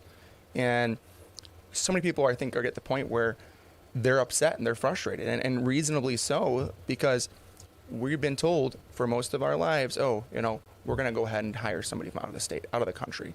We're seeing increases of, foreign students at, IU and Purdue. And it's something that I think people are getting really frustrated with, and understandably so. Let's take some phone calls. We're taking your calls, 219-845-1100. Good morning, caller, you're on the air. Hey, I didn't hear all the beginning of the show, but I'd like to ask Trevor, what did it feel like to be sort of handpicked by the President of the United States to knock off Der Knucklehead? And what were you doing in politics prior to this? And then out of the 7 guys Trump endorsed, 5 of you won. I know 1 was up for grabs. He did lose 1. Did that guy who was in the tie, did he win or no? So going in reverse order there. So Spencer Drury versus Paula Copenhaver. I think they're still in the recount right now. Interesting. They're at about, I think, a 3-vote spread. Wow. For Drury, which was the incumbent, with the challenger of Paula Copenhaver. Who the hell's counting those votes? People from California? How long does it take? No comment, because I don't know who's doing it, to be honest. I have a theory. Go ahead. Then when it goes to, ultimately, when it's, the comment about being handpicked by the president, the reason that I decided to run for State Senate District 1 is because so many people were frustrated and tired. We didn't hear from the president, talk to the president ever. We never sat down with Mr. Trump or anything like that. And really, we didn't get that endorsement until 3/4 through the race. So when people are, out there saying, well, you only won because of President Trump, it's an honor and a privilege to be endorsed by the active sitting president, regardless of political beliefs. But to say that we only won because of that, I think is just wrong. Because at the point when we were running, we went, for every 100 doors we knocked, we'd maybe hear one person say we're voting for Dan Durnall. Interesting. So when we saw that 75-25 split, I was honestly a little surprised that he took as much share as he did. I thought we were going to have a better turnout. Well, again, at the end of the day, there's a lot of people that just sort of come in and push the button for the name they recognize. And there's unfortunately just a lot of people that are just out of the loop, but they still vote. You know, you say, I see people on social media and say, that guy probably votes. What else, Mac? What's on your mind? That's it. Well, congratulations, and go down there and kick their ass. Knock those rhinos the hell out of there. Thank you. Appreciate it, sir. Thank you. Is that the kind of feedback you've been hearing a lot of? Yes. People are fired up and ready for change. Right. So, I mean, again, it's an interesting thing when you have, in a state like Indiana where you have a supermajority, you really, again, you don't get to blame the other guy for your problems. It's like, or you can, in a lot of cases they can deflect, but, the Republicans have to own what's happening in Indianapolis. They can't say, well, it's the Democrats did this, and that's sort of the thing is that, again, that old guard that just kind of goes, this is one of my issues was the old guard was very much, I used the word spineless, but it was very much, mealy mouthed. It was very much like, oh, we don't know what's going on. We're just kind of wandering through, just like, hey, again, like that mailer. You were going to spend money on education, rural broadband. I mean, not really even paying attention to what the people are asking for. Not knocking it, like you said, you win the seat and you don't knock on doors anymore. You don't do events and you kind of get out of the loop. And I think a lot, a portion of the feedback that I've been hearing since the primary is, Republicans have controlled Indiana for a decade plus. Why would we continue to vote Republican if things are getting worse, right? And I would argue first off that Indiana is not getting worse by any means. Right, we're still seeing increased troves of people coming to Northwest Indiana and to Indiana in general, right? But we have to be cognizant of the fact that there's a lot of things that Indiana's cost of living has gone up big time. Right. And that's where, we actually have to fight for lower taxes and be fiscally smart. And I would love to see a giant audit done and actually make sure all the spending that we're doing is being done appropriately. I mean, even from the perspective of we're in the region, right? Indianapolis is far away. Right. But I applaud Andrew Ireland, state representative down there, who is continuing to harp on the fact that the Indianapolis public transportation spending is outrageous. Oh, yeah. And we're looking at, I might get the numbers wrong, Andrew, so my apologies. Right. But he had made a comment about, they're talking about $90,000 per rider to do the public transportation down there in Indianapolis. Well, guess what? That's how much we're spending on the new train. But again, but that's the thing is like, and again, that was a massive boondoggle. They called it the red line deadline. They had the batteries. They had the Chinese battery buses that were dying because they didn't factor in the fact that it gets cold in Indiana. I mean, again, it's just one of those boondoggles where you look at it and go, just like here in the region when they had the train, they said, oh, by the way, we have grounding issues. We have to replace 20,000 ties. I mean, again, it's just like, I want to be open-minded on these projects, but pull one off without it just being an embarrassing boondoggle. I mean, and that's my issue. Here in the region, it's like one boondoggle after another, and then it's like, hey, we want another $1 billion for the Bears. It's like, okay, how's that going to work out? I've seen your $1 billion projects. You know what I mean? Like that's my issue. Is like I get that we want to try to do new things, but I've also seen how expensive and lots of transformational things. Oh, those transformational projects, And I think that's where we really got to figure out how we can actually find ways to cut taxes for Hoosiers. I mean, for the past 15 years, every time that we've had some sort of cut taxes incentive program go into place for actual residents and normal people, not just businesses, we end up spending more. Right. So time. I want to get into that after the break. I want to get into, obviously, there's discussions about ending property taxes and things like that. I want to get your thoughts on that. Trevor DeVries is here. We'll be back with your phone calls and more after this.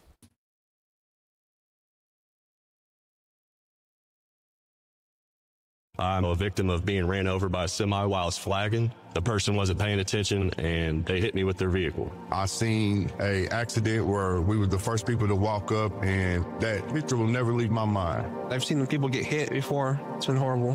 Construction zones on roadways and bridges are more than just cones and equipment.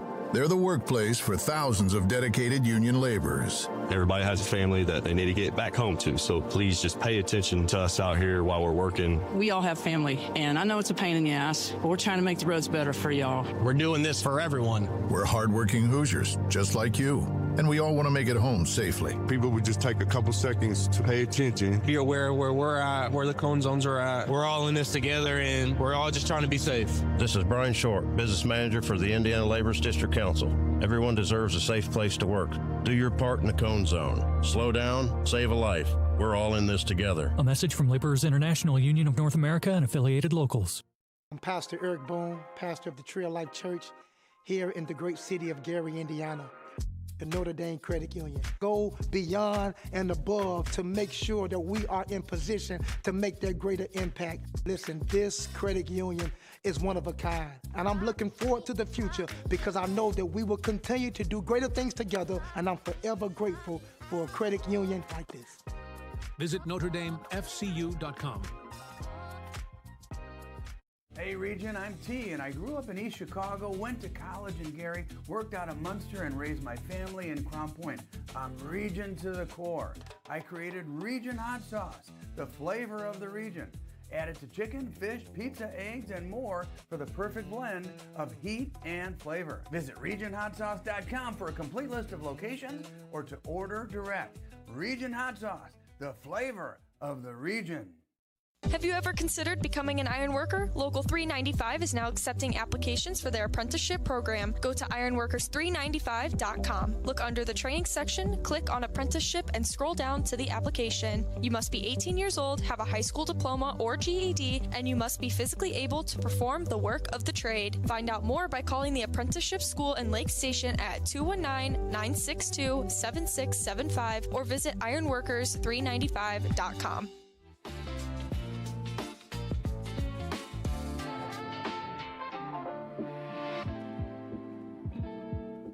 7:25 in the region. Chuck Pullen here with you on a Monday. Let's take a look at traffic and weather. Traffic here in the region, everything is looking good this morning. 80, 94, 65, Skyway Toll Road, everything is moving along well. We had an earlier accident inbound Dan Ryan. That's cleared up. Traffic seems to be moving along well. Bishop Ford into the Dan Ryan on in. Usual slow down Dan Ryan to the circle. 80 east and west looking good. 294 out to the airport's looking good. Everything fantastic. You see anything? 219-845-1100. Lynette, how's the weather? Good morning, everyone. Today we're at 69 degrees with highs of 83 and lows of 72. It's going to be partly sunny with a strong thunderstorm in spots late this afternoon. Then tomorrow on Tuesday we'll be having highs of 86 and lows of 62. Should be hazy and humid with a thunderstorm in spots late in the afternoon. Then Wednesday we'll be having highs of 73 and lows of 56. Should be breezy in the morning, otherwise hazy sun and less humid. Fantastic. Trevor DeVries is here with me today because Bob is hanging out with the mouse, spending way too much of his hard-earned dollars there, but that's his right. And reintroduce yourself. Tell people who you are, what you do. Hey everybody, Trevor DeVries, running for State Senate District 1, which encompasses St. John, Dyer, Schererville, Highland, Griffith, and parts of Maryville and parts of Gary. Fantastic. And I'll just reiterate, your Democratic challenger, more than welcome to join us on another Monday, because I'd love to talk about some of his topics as well. I noticed a few things. One of my favorites that I always see, he said he wants to fully fund education. And I love it because that's this talking point, and I always want to ask him, what's that number? We already spend, what, like 60% of our budget on education? Over 50%. And it's, like 50-ish percent, almost 60%. I always want to say, what's fully fund look like? And how do we do that? He also wants to get rid of right to work, for instance. That's one of his big issues as a union member. So I'd love to have, again, do you expect to have a debate at some point? Has anybody I'm talked hoping about to. it? I would love to talk with you, Scott, whenever you get a chance. I have not reached out personally yet. I was hoping at some point we'd have some sort of debate scheduled and organized. If we don't see one done by the Women's League of Voters, who normally hosts those types of things, I'll plan on just coordinating myself and then doing an open invitation. We're going to be doing lots of, town halls here soon. Trying to give people a little bit of a break from all the different politics. Sure.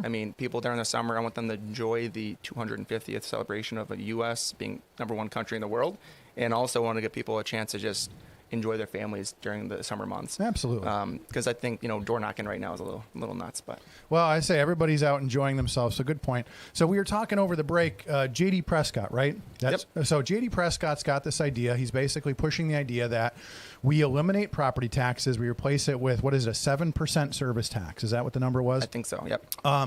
So essentially, again, it's a topic that we've been talking about here on these airways for the last few weeks. What are your thoughts on that? Yeah, at the end of the day, I'm not a fan of the quote-unquote leasing your home forever to the government, especially after you have the home paid off. I don't want to see any situations in which grandma and grandpa who live in their home for 40 plus years, all of a sudden the surrounding community around them gets super fancy and nice, and then all of a sudden their assessed value goes through the roof and they can no longer afford to keep that home that they've been in for forever. When it comes to removing and reducing property tax, I'm in favor of it, but I think we'd be better off to do a cap at the actual taxes that we're at today, or even, as you buy the home, that assessed value stays the same until you actually, sometime down the road end up selling it.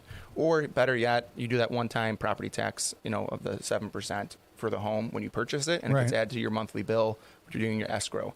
At the end of the day, I think, to just obliterate it and get rid of it completely right now, I think it's just too far of a stretch for what we can do.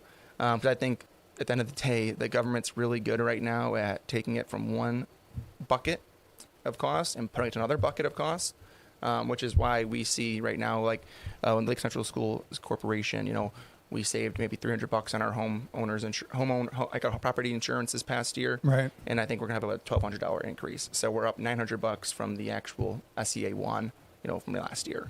Well, okay, so okay, so this becomes sort of going back to your point, I've seen situations where, a little old lady forgets to pay her property taxes. She pays the wrong amount, and all of a sudden her house is going up for auction over a ridiculously small fee. So we've seen that happen. And also, to your point, I essentially look at that as an unrealized gains tax, right? Again, so one of the things that was interesting, Jim and I talked about, and I didn't realize, there are places like in California, for instance, that have like a 3% cap.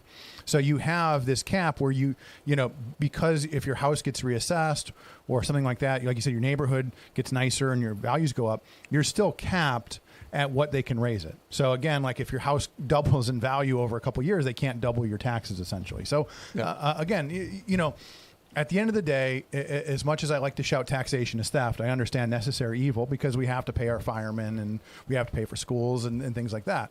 So, again, you're right. I think at the end of the day, having that, but I also, even going back to the referendum issue, we have some places around here that are on their third and fourth referendums and some that didn't pass them.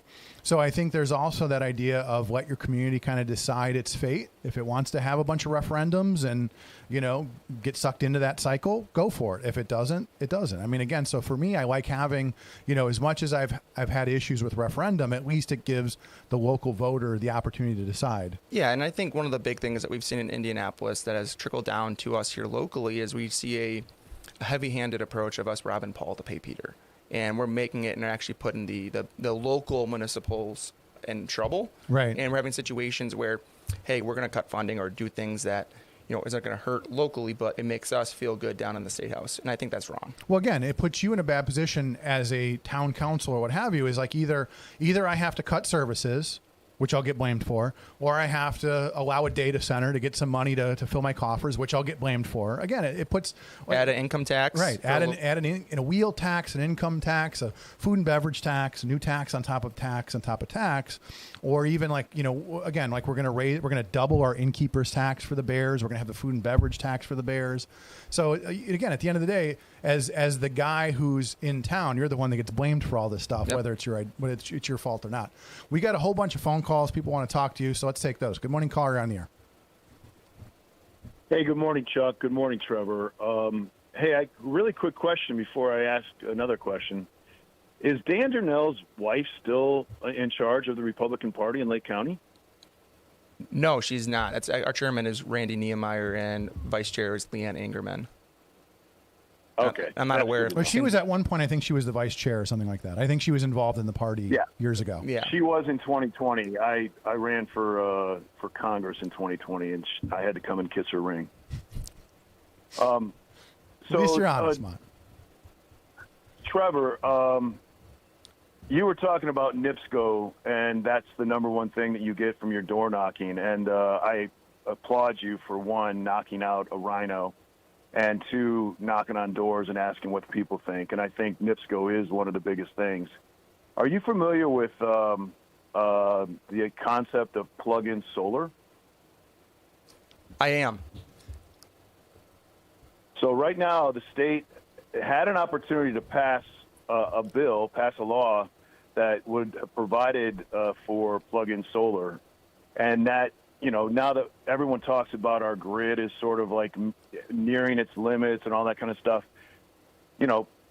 possibly having another resource that would give us maybe up to 20% more power just by letting people plug in solar in their homes to run a refrigerator, for instance, or run an air conditioning unit, that the state is dragging their feet over this, and I think it's because of NIPSCO's lobbying efforts to stop it.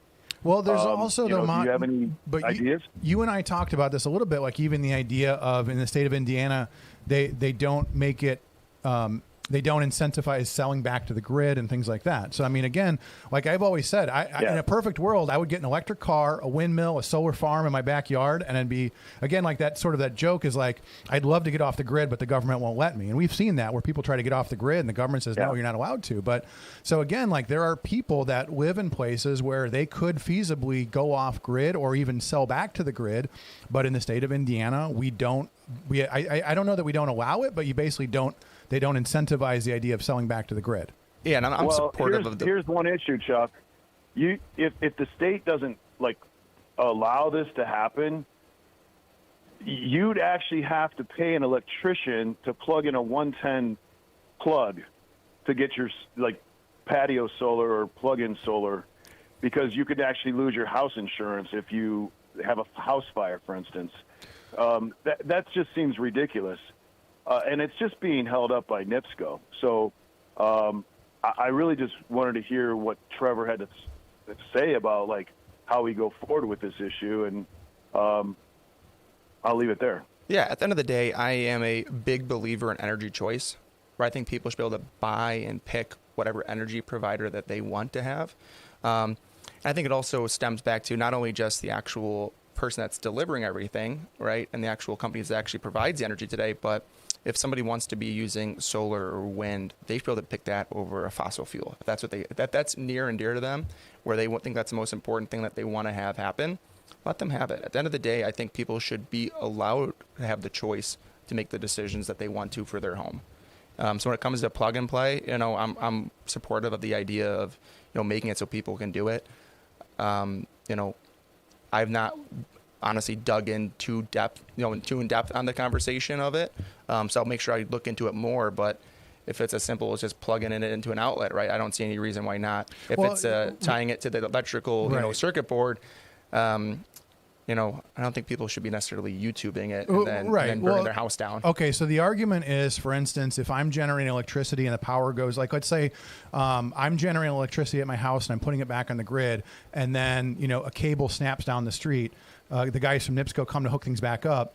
They are assuming that the circuit's dead, but actually, let's say myself and a bunch of other people in my neighborhood are feeding power back into the grid, and it's not isolated in an outage, they could potentially, get electrocuted because they're not expecting voltage. So, I mean, there's a whole argument about being able to isolate. Same thing with if you have a generator or anything like that, you need to isolate it from the grid so that you do not backfeed, in a case of situations like that. That's built in, though. When it comes to whole house generators, though, they have those automatically. Right. Well, as I'm saying, you have an automatic. Right. So I'm saying that's one of the things is, like you said, you don't want a guy on YouTube just hooking up stuff and putting it onto his, basically having it in his system where it can backfeed into the grid. Same reason why we have backflow preventers on water and stuff like that. So again, simple thing.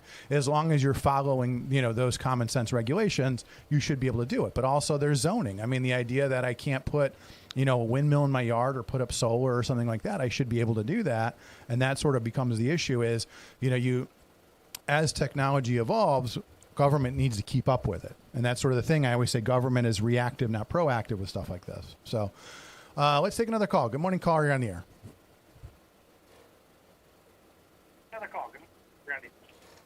Good morning, Chuck. Good morning. How are you? Good. How are you? I'm okay. I'm still waiting for the Indiana Beach tickets, but that's okay. Did you get the email? No, I got nothing from you or from. No, I Beach emailed them. So let me double check on that. So I emailed them your information. Let me tell them to send you an email. Okay, well, this is the first time I've ever heard of Trevor DeVries. He's going to have to look tougher, I tell you, because he is really a handsome man. But I just wanted to say, everybody talks about the data center, the bears and all that, but what about Lake County, the people that live here? Sure. I looked up Trevor DeBlues just from this morning. I haven't heard him talk about the drugs that circulate Lake County. Yes, good point. Anything about harm reduction, about if he's, the border, which I understand that's great. We cannot have a Democrat back in office. And also, my whole life is about children, making it safe. And the biggest thing I have is that in the state of Indiana, your child does not have to go to school till 7. And I live in the township here, and it's like I don't get any help here at all, anything. I mean, we can't even get the code enforcer. So my house and property has went down, and there's nothing I can do about it. But I'd like to be treated like everybody else. I pay taxes. I just bought a used car. The taxes on that was $200 for a $3,000 car. NIPSCO, during the storm, the weather, it's called a weather head, came off of my house. It was not my pole. It was not my tree, my wire. But because it was connected to my house, it was my bill, $1,300 for electrician to come out, or I would not have any power. And it was an act of Mother Nature, so I can't do anything because the tree was in the next yard. But it's like, what about the people of Lake County? I mean, it's like, this is a Democratic county, and to me, it's a cult. I don't do politics. I don't care. Just do the right thing. If you see what people need, help them. That is all. All I want to be is treated fairly, and I am not. I mean, like I said, I lived here for 24 years and raised my kids here, and it was great, and everything's went downhill, and my house is only worth $80,000 if I sell it. I couldn't even move out and find any place else, but it's a junkyard, and no one will listen to me. No one. And basically I worry about the children, making it safe for them. There needs to be more patrol. The schools, they're not safe. I mean, come on. People are fighting in schools and videotaping it and sending it to other kids. There's so much wrong here, and here we're talking about the data center and the bears coming and what's going on. You're the only one, Mr. DeVries or Taylor, because you're so young, that can change any of this. And this is where it needs to be the heart of the problem. Well, and this is exactly why I invited him on, so that people like you can call and talk about issues that are important to you. So let's let him respond to that. So she was talking specifically about things like overdosing, fentanyl, all these sort of issues. And again, this is the problem. Obviously, as a state senator, there's not a whole lot you can do about the fentanyl problem or anything like that. There's a lot of things that you are kind of at the mercy of the federal government on. You can ask for help, you can do these things, but at the end of the day, there's only so much you can do on the state side. But go ahead. What are your thoughts on those kind of things, or the schools or anything like that? Yeah, I think it goes back to the open border policy we had during the last administration, where we just saw an influx of drugs coming across the border, and now we have to play reactionary to it. There's nothing that we could have done as a state house to help mitigate that immediately, short of just sending our National Guard from Indiana down to like Texas or Arizona or other states that are we willing to have our support down there. But I agree, seeing these, social media fights of young people, I think oftentimes we're seeing these young kids that are doing this because they see it as a way to become an influencer or to get, more clicks or more likes and more views. And even though they're doing some pretty ridiculous things. And that's where I think, society as a whole, I think we're seeing that time and time again. I mean, the amount of videos you can go online and watch people do that type of stuff. I was outside the other day. My neighbor was fixing their fence. I mean, I've got, you've probably seen that in St. John. People are going around, kids are kicking fences down and to make a TikTok or whatever. So again, yeah, I mean, and try to explain that to like an 80-year-old, like, hey, some kids kick down your fence to make a TikTok or whatever they do. So, so what about the education aspect? What are your thoughts on that? Yeah, I honestly, I had a hard time hearing what the specific question was. So she was basically just saying about, keep making schools safer and things like that. Yeah. I think one of the big things that Indiana has done a good job, and we need to do a better job, is, continuing to have those strategic resource officers on campus. Ultimately, those are the things that are helping safeguard the kids, from active shooters, things like that, but also just from a day-to-day, like keeping kids in check. But then again, I think a large chunk of it comes down to parents need to be more responsible. And Right. that's the hard conversation most people aren't willing to have. Right, but how do you regulate that? That's always the argument. Is we this is sort of the thing is we know what the problems are, but there's all. I mean, how do you regulate that? We can all say that, but how do we do that? And that's always the question. But how do you also balance? Like you don't want the government to raise your children, but if your neighbor is a bad parent, what do you do, right? I mean, again, at the end of the day, somebody's kid is going around kicking those fences down. And I said to my neighbor, I said, I swear if I see, my son, I've already told him, I said, if you have anything to do with that, it's going to be wrath of God. But I know he wasn't involved in stuff like that, but somebody's kids are out there doing those things. Somebody's kids are out there running through the festivals and causing fights, and somebody's kids are out there doing it. And obviously they don't care. How does the government regulate that? That's always the question. Yeah. And ma'am, I'll go back to it. I don't think I have a silver bullet for that right now. Yeah. But if you have an idea about what we can do, that's what I'm running on, is if you have an idea for things like that, please let me know.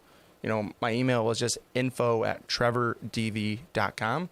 Would love to hear more about what you think, how we can make things better. Because at the end of the day, for anyone to sit up and say that I'm an expert in every topic or subject is just wrong and a blatant lie.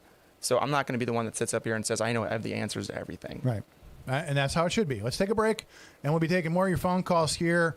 Monday, better call Pullen. This morning, better call DeVries. We'll be back with more after this. Tech Credit Union supports the essential role of union labor in building strong communities. That's why we offer hassle-free banking, financial empowerment, and a commitment to your success. Save for the future, handle life's challenges, and trust a partner that stands by hardworking union members. Tech Credit Union, the better option for you and your money. Visit techcu.org or call 800-276-8324. Tech Credit Union, supporting union families every step of the way.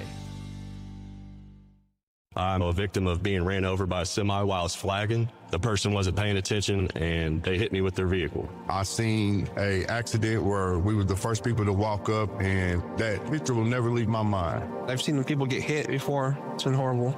Construction zones on roadways and bridges are more than just cones and equipment. They're the workplace for thousands of dedicated union laborers. Everybody has a family that they need to get back home to, so please just pay attention to us out here while we're working. We all have family, and I know it's a pain in the ass, but we're trying to make the roads better for y'all. We're doing this for everyone. We're hardworking Hoosiers, just like you, and we all want to make it home safely. People would just take a couple seconds to pay attention. Be aware where we're at, where the cone zones are at. We're all in this together, and we're all just trying to be safe. This is Brian Short, Business Manager for the Indiana Laborers District Council. Everyone deserves a safe place to work. Do your part in the cone zone. Slow down, save a life. We're all in this together. A message from Laborers International Union of North America and affiliated locals. Enjoy the taste of summer at the Farmers Market at Fox Point. Every Tuesday from 9 to 1, shop locally grown fresh produce, delicious baked goods, artisanal treats, and local culinary creations. Just minutes from I-8094, the Farmers Market at Fox Point in Lansing, Illinois is a perfect spot to hear acoustic musicians, stretch with morning yoga, and enjoy community fun throughout the season. To see all vendors and entertainment, visit foxpoint.org. That's point with an E, foxpoint.org. Plumbers Local 210 is building the future, and we're looking for service plumbers to join our team. Our training center invests nearly $500,000 every year to make sure our members are the best in the industry. From a 5-year apprenticeship and an associate degree at Ivy Tech to ongoing certifications in safety and new technology, our plumbers are trained for excellence. Every member is drug tested and licensed for your safety and peace of mind. When you need plumbing work done, make sure you ask for the license. It's your right to ask.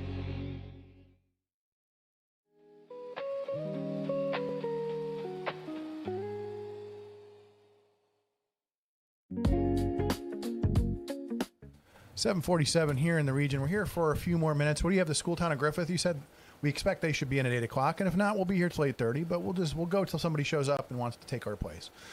Chuck Pullen here on a Monday. Bob is on assignment with Mickey Mouse. So we've got Trevor DeVries here, who is State Senate District 1 Republican nominee. And he's basically my co-host today, and we're taking your calls because, again, he likes to knock on doors, but there's some of you that have never heard of him or have never met him, and there's stuff that's on your mind. So let's take these calls. So good morning, caller. You're on the air. Good morning, Trevor. MX. Local 10, 51 years in the local. I'll prep you a little bit. I got on the bus to go protest right to work. So I asked the bus leader, I says, we've always had right to work at Inland Steel. You can always opt out of union dues if, let's say, a griever didn't do one of your grievances when you filed one. So I know the woman's name, and I'm not going to say it. So we went down there, steelworkers now, Local 1010. We went down there to support the trades because the trades were going to get right to work to opt out of union dues. And nobody opted out of union dues. But what I'm saying is we went down there to support the trade unions, and I would like to see the trade unions. Now you know where I'm going with this, and I'll let it go. I would like to see the trade unions support the steel workers at BP. Someday we'll talk, sit down and talk, because you got to know the politics that's going down at BP. And you could be a driving force if you do this right. But I don't want you to get blindsided when a caller comes in and he's going to say, well, you know, he's from Right to Work. And I actually work with the guy, and we always had Right to Work. You could always opt out of union dues at Inland Steel. I hired in when they were looking for Jimmy Hoffa. That's how far I go back. But we supported the trade unions, and I want to see the trade unions support us on the picket line at BP. And that's all I have to say, Trevor. Good luck to you, and you're doing an excellent job today on the airways. Okay, well, connect with him, MX. You buy him some breakfast, and you guys can talk all about that. So what are your thoughts? He's talking about specifically the BP lockout and what's going on there. Yeah, you know, I think right now we're being at a standstill. We're at a foreign national company that is holding the keys to locking out the local Northwest Indiana workers. And I'm all ears for what we can do to help support. You know, I've been at the picket line and continue to, help support and try to promote that. I think it's interesting that, oftentimes when Republicans are trying to help out when it comes to the unions, because right now, the way I view it is the unions right now are the best way to get back to the American dream. Okay. Where we can get back to hopefully a single income family. That way parents can have one parent stay home if they choose.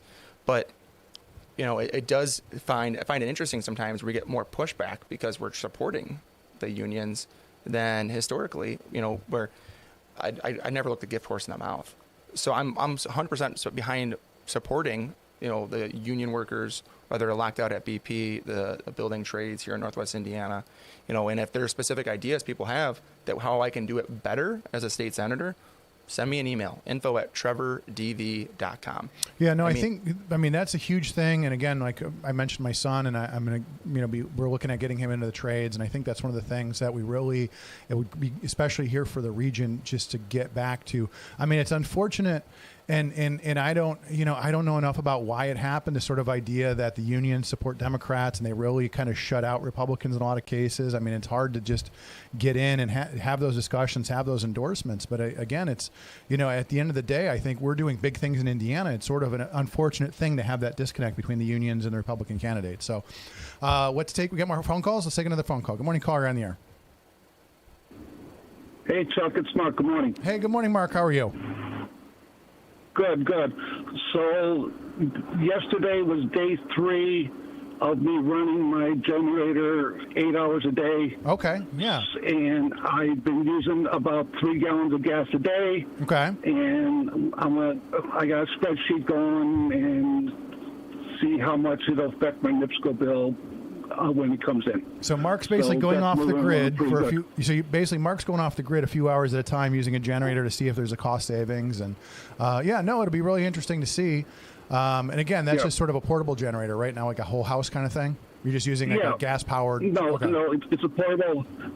It was wired up, legally. Right. So it wasn't a YouTube thing. You did it the right way. Okay, just making sure. No, right. So it's a little loud, but hey, so are data centers. Number 2, wasn't there quite a few big unions supporting Trump this last election. You know, unions are usually Democrat, but I was kind of shocked to see quite a few unions supporting Trump. I guess he promised them the world, and they only got a grain of sand. So anyway.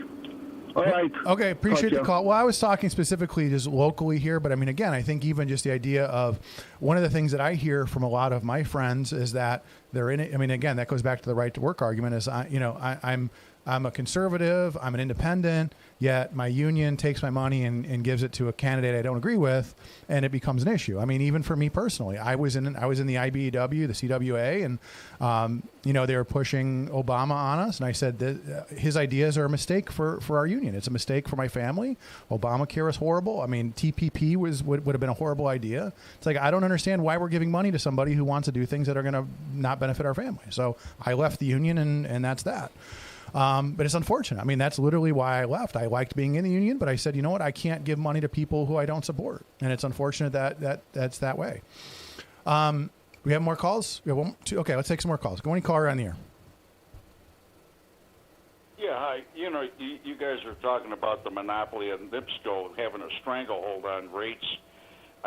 Maybe I'm missing something here, but, we got a national highway system. The federal government goes ahead and uses funds to support that. You got trucking companies running up and down those highways using a federal system, yet it's supported by the federal government. You got rail systems that you got multiple railroads running down track that actually was, funded in part by probably the government. Why is it? And I as far as the electrical grid, I don't know how much that the feds actually support the grid or the improvements on the grid. I don't know why they can't, just like the highway system. In this day and age, the idea that we need a monopoly like NIPSCO to supply with electrical power, when you've got modern electronics that could sync power generators onto that grid, it should open up a whole new system of mom and pop generators that people. Small companies that actually put a generator online, sync it with the grid, and compete with NIPSCO. Why is it that after all this time we still have to go to one source to actually provide power and set rates when we've got modern, with modern electronics and everything else, we can go ahead and just put multiple generators online in competition with NIPSCO. Why are they allowed to still run this monopoly the way they are? Well, is there any movement nationally to change this? So I used the example earlier, the idea that, in the 70s we started to ban nuclear energy. So now now that we're starting to come back around to nuclear, we're 50 years behind the curve. But again, this idea of having, as I called them, the neighborhood nukes, having most people would, you think people are upset about data centers. Wait till you tell them, oh, by the way, we're going to put a small nuke in your neighborhood. But if you have data centers or you have facilities like that, I mean, again, small reactors, nothing like 3 Mile Island or Chernobyl, small reactors that generate a small amount of energy. There's very little risk. And that's the kind of thing that, I use the example of, hey, wind and solar is great, all those things, but we need to diversify our energy system. And that's one of the things that we should and could be doing. But we've had, nuclear's been a boogeyman for so many years. So, Trevor, what are your thoughts? No, I think. Go ahead. No, I was going to say, I agree. I think we got to figure out a way to make it so it is not monopoly at the end of the day, and make it so we're not having a NIPSCO that has the stranglehold on the local communities, and you have no other route right now.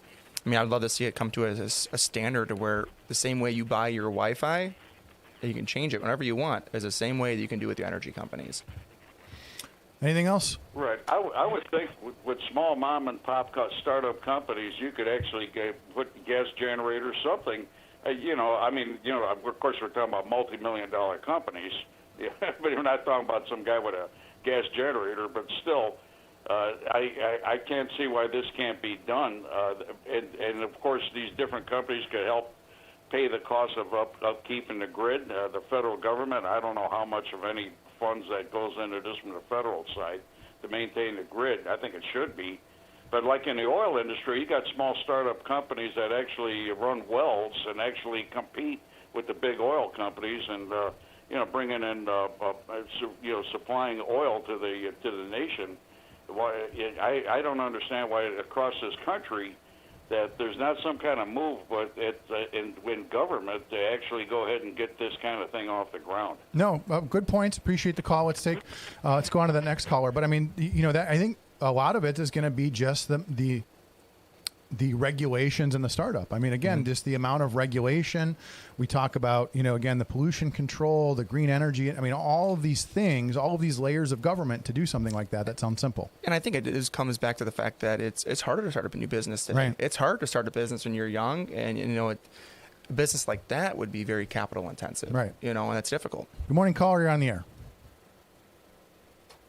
Good morning, Chuck, and good morning, Trevor. What a pleasure to hear you on the radio. You're so refreshing to see. I follow you on social media, and it's just so refreshing to see you and Andrew Ireland. Well, it's very refreshing. You guys are doing a great job. Thank you. My question is, you're welcome. And this is Carolyn, by the way. And my question is, I'm concerned about farmland in Indiana. Indiana used to be a farming state years and years ago, and it seems that it's more industrialized now. I'm not talking about the steel mills over here in Northwest Indiana. I'm not talking about basic that. Commercial farmers are pushing out the family farmers, essentially. Yes. And we see that. I spent my weekend. No, go ahead. I just spent my weekend out in LaGrange and Goshen and Rome City, Indiana, where it is just so beautiful. And then I'm not seeing any windmills or solar panels there. They don't want that. You still have your Amish farmers. Nobody wants that. Okay, it doesn't work. It's a Green New Scam, and I believe President Trump, and I voted for Trump 3 times. So what is your thoughts on this, like towards Indianapolis and stuff, where these data centers and close to us and New Carlisle, what they did there? What's your thoughts on the industrialization that they're pushing here in Indiana? Okay, appreciate the call. Before you do that, it's 8:01 in the region. You're listening to AM 1230, 104.7 FM in beautiful Hammond, Indiana. Go ahead, answer her question. Yeah, at the end of the day, I had a similar conversation with the Indiana Farm Bureau the other day. Really the big question is, how do we support these farmers? At the end of the day, these farmers in the next generation are generation are getting harder and harder to farm, to be profitable. And it's difficult for a lot of these farmers to either, own the land, or if the landowner is not the farmer, you get like $250 per acre per year to rent it to a farmer, or you get these crazy, outrageous purchase prices up to, $45,000 an acre to put in a data center or solar farm, or they quadruple the rent and they actually guarantee it for the next 70 years. And it's getting more and more difficult for the farmers to make ends meet. And I think it ultimately comes down to the supply chain of we've commercialized farming so much that most people don't even go out and buy, any sort of, actual farm goods from their local farmer. I mean, if you're going out and buying a half cow, you're buying it from a local farmer. But if you go out and buy your steaks from a local grocery store, there's a good chance that steak that you're eating is not even coming from, the farm down the street.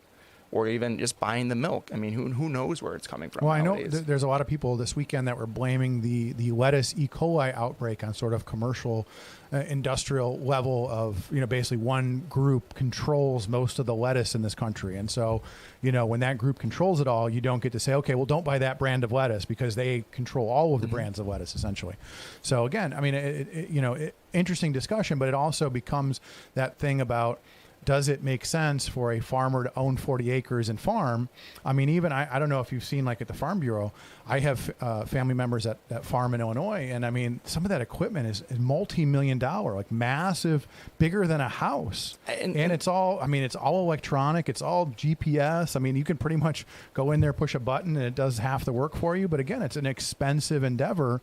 And you can't just farm 40 acres with a machine like that. You need a lot of acres to make it worthwhile. Yeah, and I went through the College of Agriculture at Purdue University down in West Lafayette. And, you know, I think the most interesting thing from my point of view was so many of the kids that I was in class with came from a family farm. But I would say less than half, if not maybe a quarter of them, actually went back to work on the family farm. Really? Because it's hard to make money. Right. And it's, at the end of the day, if there's multiple kids, you know, the farm's not big enough to provide enough financial support for everyone to be there. So unless they're all going to go back and start, you know, pulling up by the bootstraps and, you know, buying more land and buying more equipment. I mean, I think a prime example of that, you know, and it's a little plug for that Jeremy Clarkson's Farm Show, but like that show is a good reality of where a lot of our farmers live, that, hey, they can do everything right through the entire year, you know, planting at the right time, you know, spraying the right things, or even not spraying the right things, right? And keeping the product going. And it could be as simple as a bad drought. Sure. Or, hey, it's been wet during harvest time, so now we can't even harvest it. Or we have to spend exuberant amount of dollars to actually dry our actual product. That way it can actually be used for something. And I think that's like the silver bullet right now that everyone's trying to figure out, okay, is how do we help these farmers? Because there isn't a one fix all problem, but I think the overall commercialization of it is becoming almost a downfall to it. Do you think there's a disconnect? I mean, obviously in a state like this where agriculture was at one point so important, I mean, the days of having, you know, we always talk about when this country was founded, it was basically a bunch of farmers would go to Washington or go downstate, be a state rep or a senator for a few months, go back to the farm.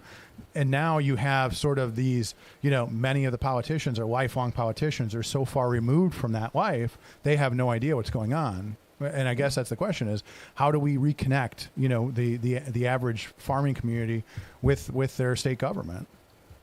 And I think it goes back to the mindset of so many people just want to be left alone. Right. They don't want to be problemed with the issues of the government. And those sometimes are the people that we actually need to get engaged, and people that should be talking to our local elected officials. Those are the ones that are being impacted the most. But then so many get so discouraged. Oh, yeah. Because the moment they do voice their opinion on something, well, they get told, well, you don't know what you're talking about. Well, and that's the problem. And they just assume they're going to be ignored anyway. Do you have some time to stick around, or you got to go? Yeah, a couple more minutes. So let's take a break. We'll be back with more after this. I'm a victim of being ran over by a semi while I was flagging. The person wasn't paying attention, and they hit me with their vehicle. I seen a accident where we were the first people to walk up, and that picture will never leave my mind. I've seen people get hit before. It's been horrible. Construction zones on roadways and bridges are more than just cones and equipment. They're the workplace for thousands of dedicated union laborers. Everybody has a family that they need to get back home to, so please just pay attention to us out here while we're working. We all have family, and I know it's a pain in the ass, but we're trying to make the roads better for y'all. We're doing this for everyone. We're hardworking Hoosiers, just like you, and we all want to make it home safely. People would just take a couple seconds to pay attention. Be aware where we're at, where the cone zones are at. We're all in this together, and we're all just trying to be safe. This is Brian Short, Business Manager for the Indiana Laborers District Council. Everyone deserves a safe place to work. Do your part in the cone zone. Slow down, save a life. We're all in this together. A message from Laborers International Union of North America and affiliated locals. Life's biggest challenges don't come with a warning. When legal issues arise, whether it's a car accident, personal injury, criminal charge, or representing you before municipal boards, you need a trusted advocate on your side. At Westland & Bennett, we listen first because your story matters. We provide strategic, personalized legal solutions to protect your rights, your freedom, and your future. Peace of mind starts with a conversation. Call 219-440-7550 today for a free consultation. Do you like to work with your hands, creating something from nothing? Then think about Laborers Local 41. You'll get 432 hours of apprenticeship training, all while earning a wage with benefits and incurring no student debt. You'll travel to different job sites, learn tons of skills, and in a lot of cases, be the first one on and last one off a job site. It all starts at laborers41.com. Fishing for a seafood meal without the stress or mess of cooking? Leave the work to the Strachan Van Til Seafood Department.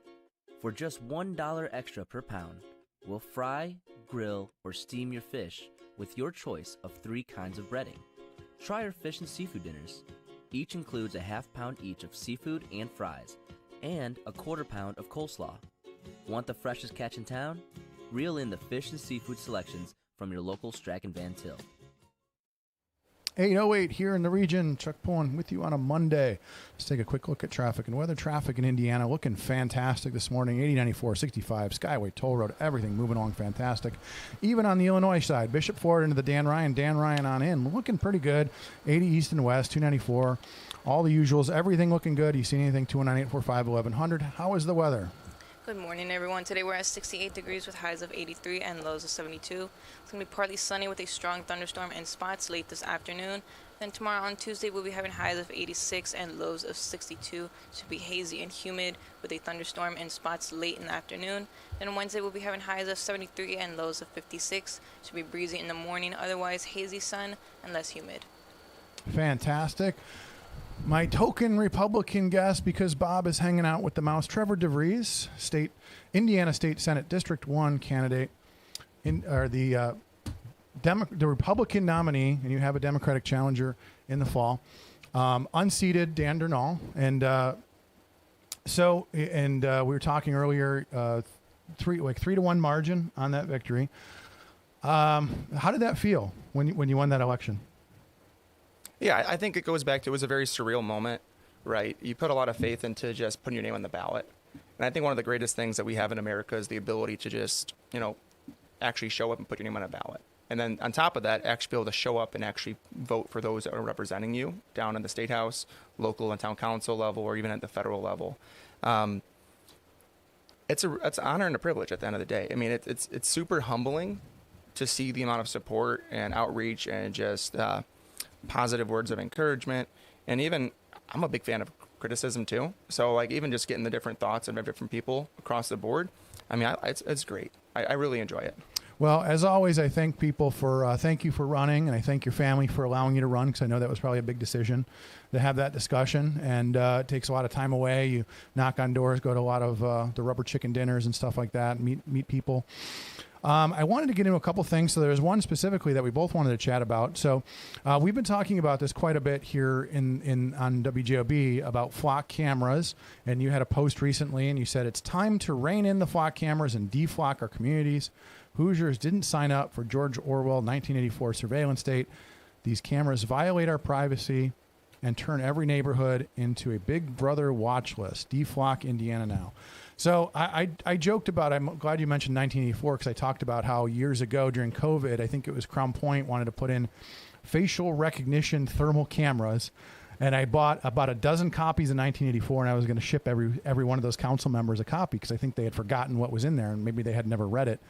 But again, it's an interesting thing. I mean, even going back to COVID, this idea of, when we first came on these airwaves during COVID, I quoted Rahm Emanuel, never let a good crisis go to waste. And that's exactly what I think of when I think of government. I think of a group of people that are opportunists that never let a good crisis go to waste. But talk about the flock cameras. What are your thoughts? Yeah, I mean, at the end of the day, the big thing for me when it comes to the flock cameras is we don't know where the data and the surveillance is going to at the end of the day.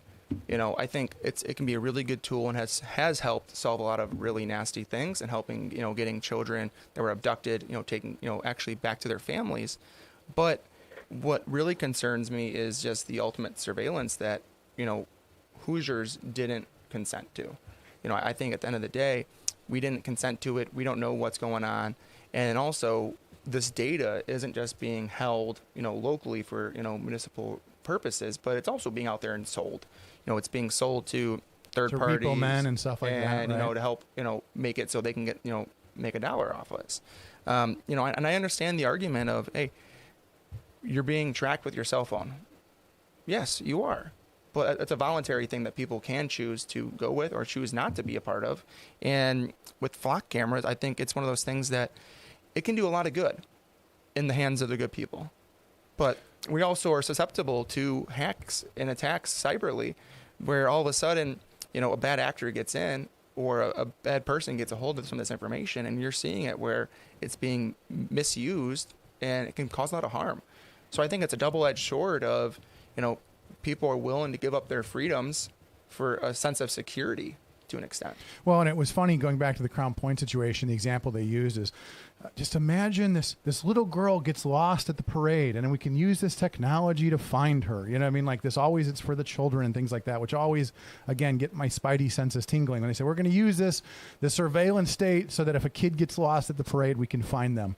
But again, always that whenever you use it's for the children and things like that, it always gets my attention. But again, that's been my argument from the beginning. The idea that it's a powerful tool, but it's also, you're right. I mean, there's a lot of data. We don't know where the data goes. And I think at the end of the day, that becomes part of, like, for me, that becomes sort of that trust issue in government. Is like, yeah, at the end of the day, if, a certain cell phone provider is like selling my data and I don't like where they're going, I say, that's fine. I'm going to leave that provider and go someplace else. I'll change phones. If I don't want to be stuck with an iPhone, I'm an Android guy. I have that choice. In the case of this, you don't have that choice. And again, even the idea of we go from, okay, it's a license plate reader and it can solve crimes. Now they're using it to see if you have a cell phone in your lap and all these kind of things. So it becomes that creep of, hey, it's a good idea. And then, or even the idea of there are states like California that want to tax you per mile. Mm-hmm. They want to change the way. I mean, they basically say, "Oh no, we'll just give everybody a GPS and we'll track your mileage and we'll send you a bill." Like, well, what if we don't want that? Too bad. Yeah. I mean, that's the problem, is that sort of government creep of, well, hey, this is a fun idea. We'll just give everybody a GPS and track them. Then we can just give you a tax bill. Like, no, didn't sign up for that. And that's where it's a double-edged sword, right? And it's, who's holding the weapon and the tool that makes a big impact on it. When a lot of local law enforcement, I mean, I'm supportive of back in the blue, but we just got to make sure that we're reining in and having, good regulation, and we're not keeping the data for, 15, 20 years. Right. I mean, we don't know how long the data is going to be used. I know there's plenty of municipalities that are down in the Indianapolis area or even Fort Wayne, that they're only required to hold it for 30, 90 days, but they end up holding it for 2 years, 3 years. I mean, it builds a giant registry of what people are doing with their time, their resources. I mean, I go back to the COVID era and I get concerned, okay, then they start, tracking you and they know you're going to church and they don't want you going to church anymore. Or, hey, you went to the grocery store too many different times. I mean, we can go down the rabbit hole even of... like the Canadian trucker protest, or they're freezing bank accounts and things like that. Social credit scores. Right. I mean, that's the type of thing that, can cause a lot of harm if the wrong people get put in charge. Well, and that's the problem, is that inherently when, I always go back to the idea of, like, even now, like when your team controls the Senate, when your team controls the White House, like, okay, well, I'm a fan of Trump, and so he controls the White House, so we're okay with him having this power. It's like your guy won't always be the one holding the keys. At some point, the guy that you don't like or the guy that you don't trust will also have that power. And that's one of the interesting things that I always say about government is, everybody always talks about reigning in government when they're not in charge. Everybody talks about, like when it's the other party in charge, they say, oh, yeah, we got to reign in government and all out of control. But then when they're in charge, nobody ever says, okay, it's our turn. Now we're going to go ahead. I always joke about the idea that if I was president for a day, I'd have one executive order, no more executive orders. You know what I mean? Stuff like that, where it's like, hey, nobody ever wants to reign in the power when they have it. And that's sort of the inherent problem. And go ahead, you're good. And you're sitting talking to somebody that's just going into a supermajority in the Indiana State House right now, from the executive branch to the State House to, from the state reps to the state Senate. We need to rein in the power. Republicans are in charge, but we need to rein in the government and hold the government accountable. So again, you say that, but how do we, I mean, again, this is sort of, for years and years on these airwaves, I've talked about, I said, for a long time, I blamed the politicians. And then I've started to come around and I realized it's not their fault, it's our fault. It's our fault, the voters, because we don't turn out to vote. We let them get away with things. Politicians lie to you about raising taxes. They lie to you about things, and then you reelect them 2 and 3 more times. So, I mean, there's this idea where, as a politician, you can basically get away with anything as long as you do it at the right time in the election cycle, because people have such a short memory. In the middle of the summer, I can raise your taxes. I can do whatever I want, and you're probably going to forget about it. I mean, even like we talk about this idea of, is there accountability if you approve a data center or whatever? I mean, so that's sort of the thing is, I mean, I think we, the voters, need to do a better job about holding people accountable, so they know, hey, I can't do this, I can't get away with this, I'll lose the election. And I go back to, I'm a transparency guy, right? To find our state rep or state senators' voting records is a pain in the butt.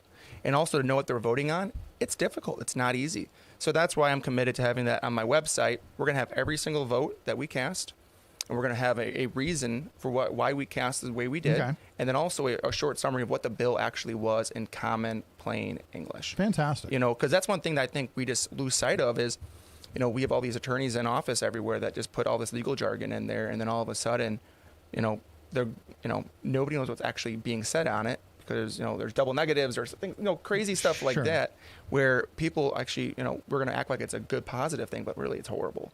So making sure we do things like that is very important.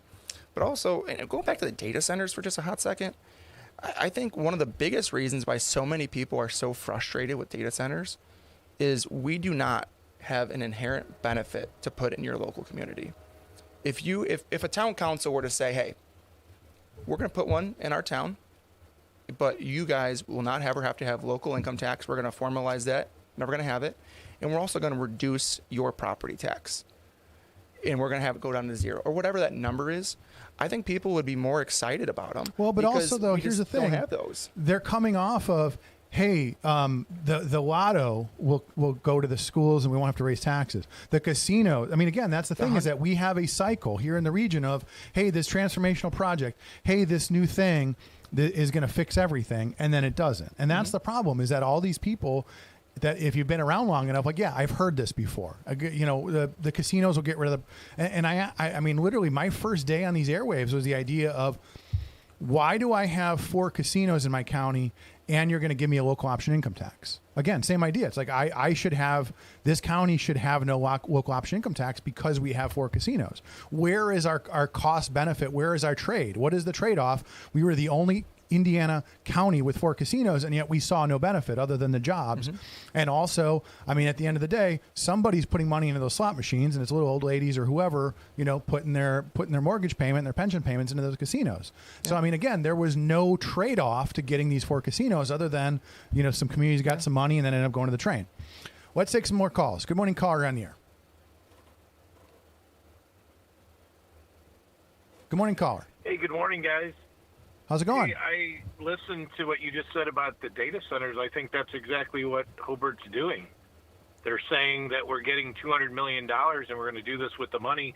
And here's the other thing that's going to happen. And by the way, Trevor, congratulations on your victory. Anytime someone wins like that, it speaks volumes. The data centers, what's going to happen, and they need to have this conversation, is if we don't do a data center or we don't do some type of economic development, where are we going to fill the SB1 reduction in local taxes? Because Munster's going to lose $1 million. You heard Bob Starkey, your co-host, say they're losing $1.5 million, and he said no one from the state or from the Republican Party even talked to him, and they're a 5 Republican to 0. No one even spoke to them from the state. And they're taking $1.5 million from their budget. So, in essence, those communities who do bring in places like data centers or Amazons or anything else is going to fill their taxes. And the ones who don't are going to have to. They're going to have to, and the state did this on purpose, give them home rule to have an option income tax. Well, that's why they did that. Right. So and Dave, the question to Trevor is, are you in favor of SB1? And have you talked to all those communities that you're representing? Because a lot of the local officials, and many of them are from your party, are not in favor of SB1. And they're saying that there's going to be dire consequences of SB1. Yeah, I was actually voicing my opinion against it back when it was even being voted on. I think conceptually, it was a good idea. But when they actually started getting all the different fluff and taking things out, it ended up just going completely sideways. We go back to this whole robbing Paul to pay Peter situation, in which we're doing a feel-good bill where the people down in the State House can say, well, we lowered your taxes. But now we're going to make it so the local guys have to feel the pain and the wrath of the voters because they have to actually add increased taxes or add wheel tax or add local income tax. And I think it was just, at the end of the day, a poorly put together bill that really just, I think it caused more damage. I think we got to go back and reform it a lot more. Well, and Dave, I appreciate your. I was gonna ask that question. Are you hearing anything from your cohorts? I've heard that's what they're looking at. That they're going to look and see what the damage is going to be, and that there might be some modifications. And you'll be, if elected here in November, you'll be a part of that. If I could just leave one thing, and then I'll let you guys go. The NIPSCO thing. NIPSCO is in the business world. Prices are based off supply and demand. NIPSCO is a monopoly, and they also and it's really NiSource now. I've been talking with a lot of people that used to work for NIPSCO. NiSource owns them, and they have a different viewpoint than NIPSCO, but they are in complete control downstate with the lobbyists. And because you have it right, the Republicans in this state have the supermajority, and they're in bed with NIPSCO, just like the Democrats next door. And you're seeing people go to jail with Commonwealth Edison with the lobby and all the money. So how are you as a young guy going in there and going in? Are you looking at saying we need to lower NIPSCO rates? And there really is laws that even prevent from competition in NIPSCO. They have such a stranglehold. How can we break that stranglehold up and give options to people for their utilities? Until you give options for your utilities, and there's only one, and it's monopoly, they get to set the rate, and they have. And that's why it's the highest in the state. Yeah, and we're not recreating... Good points, Dave. Appreciate the call. Go ahead, Trevor. And we're not recreating the wheel either by making it so there's energy choice in Indiana. There's been plenty of states around the country. Texas has done a very good job of creating energy choice. And so really, it's a matter of just getting pen to paper and actually getting legislation pushed through. When it comes back to the lobbyist side of things, I mean, I think there's just so many people that get jaded and lose sight of what's actually important. And I think one of the biggest benefits that I'm going to have, which, is a huge sacrifice, is going away from my family and my kids and my wife. I mean, my wife's fantastic and been so supportive through this whole thing. And, my kids are very young. But that's a big reason for why I think, we need to actually do some reform here in Indiana, because I want them to have a better Indiana. I want everyone's kids to have a better Indiana. I want to have future grandkids have better Indiana. Because if we keep going on the path that we are today, where we just keep seeing things rise, cost of living going up, I mean, it's going to be difficult. I mean, there's no one to blame other than Republicans. So that's where we're holding people accountable. And that was a big reason for this whole primary this past year. Well, and I think that was a big part of the success. Let's take that. We got more phone calls? We good? Okay, let's take one more phone call, and then we're going to wrap up. Good morning, caller on the air. Yeah. Hey, has anybody thought about making the 94 and 65 make them toll roads, but yet Indiana people don't have to pay it? See, I understand that you're not allowed to do that. Now, that was kind of my understanding, that you're not allowed to do things like that. But, I mean, again, I could be wrong, and that's something to explore. But I guess here's the other question, though. I mean, again, as somebody who uses the highway, if I'm using it, I should pay for it, right? I mean, and that's sort of one of the things that we see is, I mean, that becomes a question. I'm a big fan of usage tax. If I'm driving X miles on the highway, I should pay for that mileage. And if somebody isn't using the highway, they shouldn't have to pay for it. I mean, I use the same example, bike trails. Put little iPasses on your bicycles, and you guys pay for it. So, right. I mean, again, so that becomes a question. I mean, if I'm driving, what's the difference between if I'm driving on it or a guy from Illinois is driving on it? We both should pay for using it, And I agree, too. I agree there, too. And I'm not opposed to making those toll roads. I hardly get on that expressway. Yeah, and I mean, I'm more than happy. I mean, again, I think it's fair. I mean, I spend a lot of my time. Look at, in my case, I buy gas in Indiana, and I drive primarily on Illinois roads, and not all of them are tolls. I mean, is it fair that I get to use, the Bishop Ford, the Dan Ryan, all those expressways, and I don't pay for them? I mean, again, so same idea. It's like I would rather see more usage taxes and less sort of blanket property and et cetera taxes or excise and, those sort of things. I think the double-edged sword on here as well, though, is, if you open up the door for toll roads in Indiana like we have, it's only going to be this group of folks, whether it's the commercial trucking industry or whatnot. And then, it feels like every time the government gets a chance to get an extra chutch and extra dollars, they're going to continue to expand it and open it up to more and more folks have to pay for them. Well, and that's where it can get very cause of concern. So we had this argument a couple weeks ago, and I said, the only way this would work, the only way we would accept it as taxpayers is if the sunset, like let's say the sunset on property was first. Said, okay, you got 2 years, you got 5 years to figure this out. And there's a hard deadline. Like again, you're right. If you put in new taxes without a sunset on the old ones, without a reining in the old one, they're going to say, well, again, it's that old joke about the Illinois toll roads. They're only supposed to be toll roads for 10 years, and that was 75 years ago, right? Yep. So, same idea. If you don't put a sunset on taxes, And government hates taking taxes away. They love adding them. So, I mean, again, that'd be the question. That's the whole conversation would come with the federal income tax. I mean, we only did it for the war. Right. It's supposed to be for the war, and that was 100 years ago. And here we are in 2026. We still have the federal income tax. Right. Any other thoughts, caller? Oh, okay, perfect. Okay, well, let's wrap up then. So, Trevor, thank you so much for joining us. I hope you enjoyed yourself. I hope you had a good time meeting people. So before we go, though, like, what's the most surprising thing that you've run into out there in the world? Like, what's the most surprising, like, issue that somebody had? Anything that just sort of caught you off guard that you're like, okay, I never thought about that?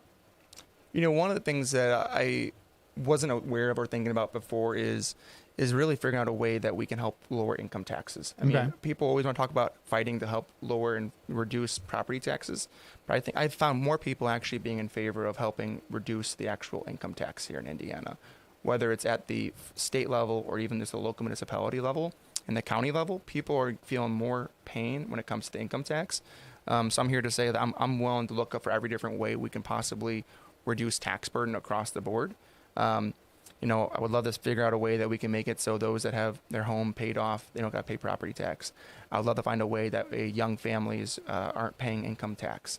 You know, there's so many working families out there that, you know, as we continue to see the purchase of a home get later and later in life, you know, reducing or removing property taxes won't be as impactful. So I'm here to say I'm happy to help fight for whatever will actually help reduce tax burdens for everyone rather than just select groups. Well, and I think it's an efficiency issue. I mean, I think at the end of the day, government always looks at sort of raising taxes because costs go up. It's not the other way around. Again, like I said, as a business owner, we always look at our expenses first. We look at what are our costs and are we charging the right amount? It's kind of the other way around with government. It's sort of just because of the way that the budgeting works. I mean, even listening to the Lieutenant Governor when he was on, he talked about, well, you know, we thought the economy would take a turn. We thought COVID, whatever. So we basically, you know, again, kind of this idea of, well, we overtax, now we have too much money. It's like, well, okay, well, that's not a bad thing, but also, you know, don't use that as an excuse of we've got all this money in the bank. Now, how should we use it? Or even I always hear people saying, well, Indiana has this $2 billion rainy day fund. Like, yes, it's not raining. Don't spend it. But I mean, that's the sort of thing is that government says, oh, look, I have new money. Even like how the train came to be and things like that is I've got new money. How should I spend it? What you really need to look at, what the state legislature needs to look at is how do we make government more efficient? And then on the back end, you go, okay, we're cutting costs here. We're cutting costs there. We've made DCS. We've made the DMV, we've made NDOT, we've made things cheaper, so now we can cut. And that's sort of the idea is like, you know, not looking at it like, oh, we have a budget surplus. No, you charge too much. You took too much money. It's not a budget surplus. You're not closing, you know, taking a little old lady's pension is not, you're closing loopholes is taking people's money that you shouldn't be taking. So, I mean, I think that's the way that we need to stop looking at it as closing loopholes and we have a surplus. No, you tax too much. And you need to, you know, you need to ask yourself why that we did that and should, you know, where should that money go? How should we cut government? Things like that. I mean, I think at the end of the day, that's the key is cutting government first and then looking at, you know, the back end of that. So thank you so much for joining us. Go ahead. Final thoughts. Yeah, I just want to say thanks for having me. Once again, I'm just Trevor DeVries running for State Senate District 1, Republican nominee for the district, which encompasses St. John, Dyer, Schererville, Highland, Griffith, parts of Gary, parts of Maryville. Really, if you want to learn more information about me, my website's trevordv.com. And if you have any thoughts or ideas about how you want to see things get better in Indiana, I'm all ears. Well, fantastic. Thank you so much for joining us again. I'm Equal Opportunity, so if your challenger is out there and wants to join us on Monday, I'd love to hear from him as well. With that, we're going to go. Again, remember, we've got a full week of shows here on WJLB, so stick around the rest of the week. I assume Bob will be back next week unless he wastes all of his money at Disney and he needs to hitchhike home, but I won't feel sorry for him. So it's Chuck Pullen signing out. We'll see you next week. Thanks. I'm a victim of being ran over by a semi while I was flagging. The person wasn't paying attention and they hit me with their vehicle. I seen a accident where we were the first people to walk up, and that picture will never leave my mind. I've seen people get hit before. It's been horrible. Construction zones on road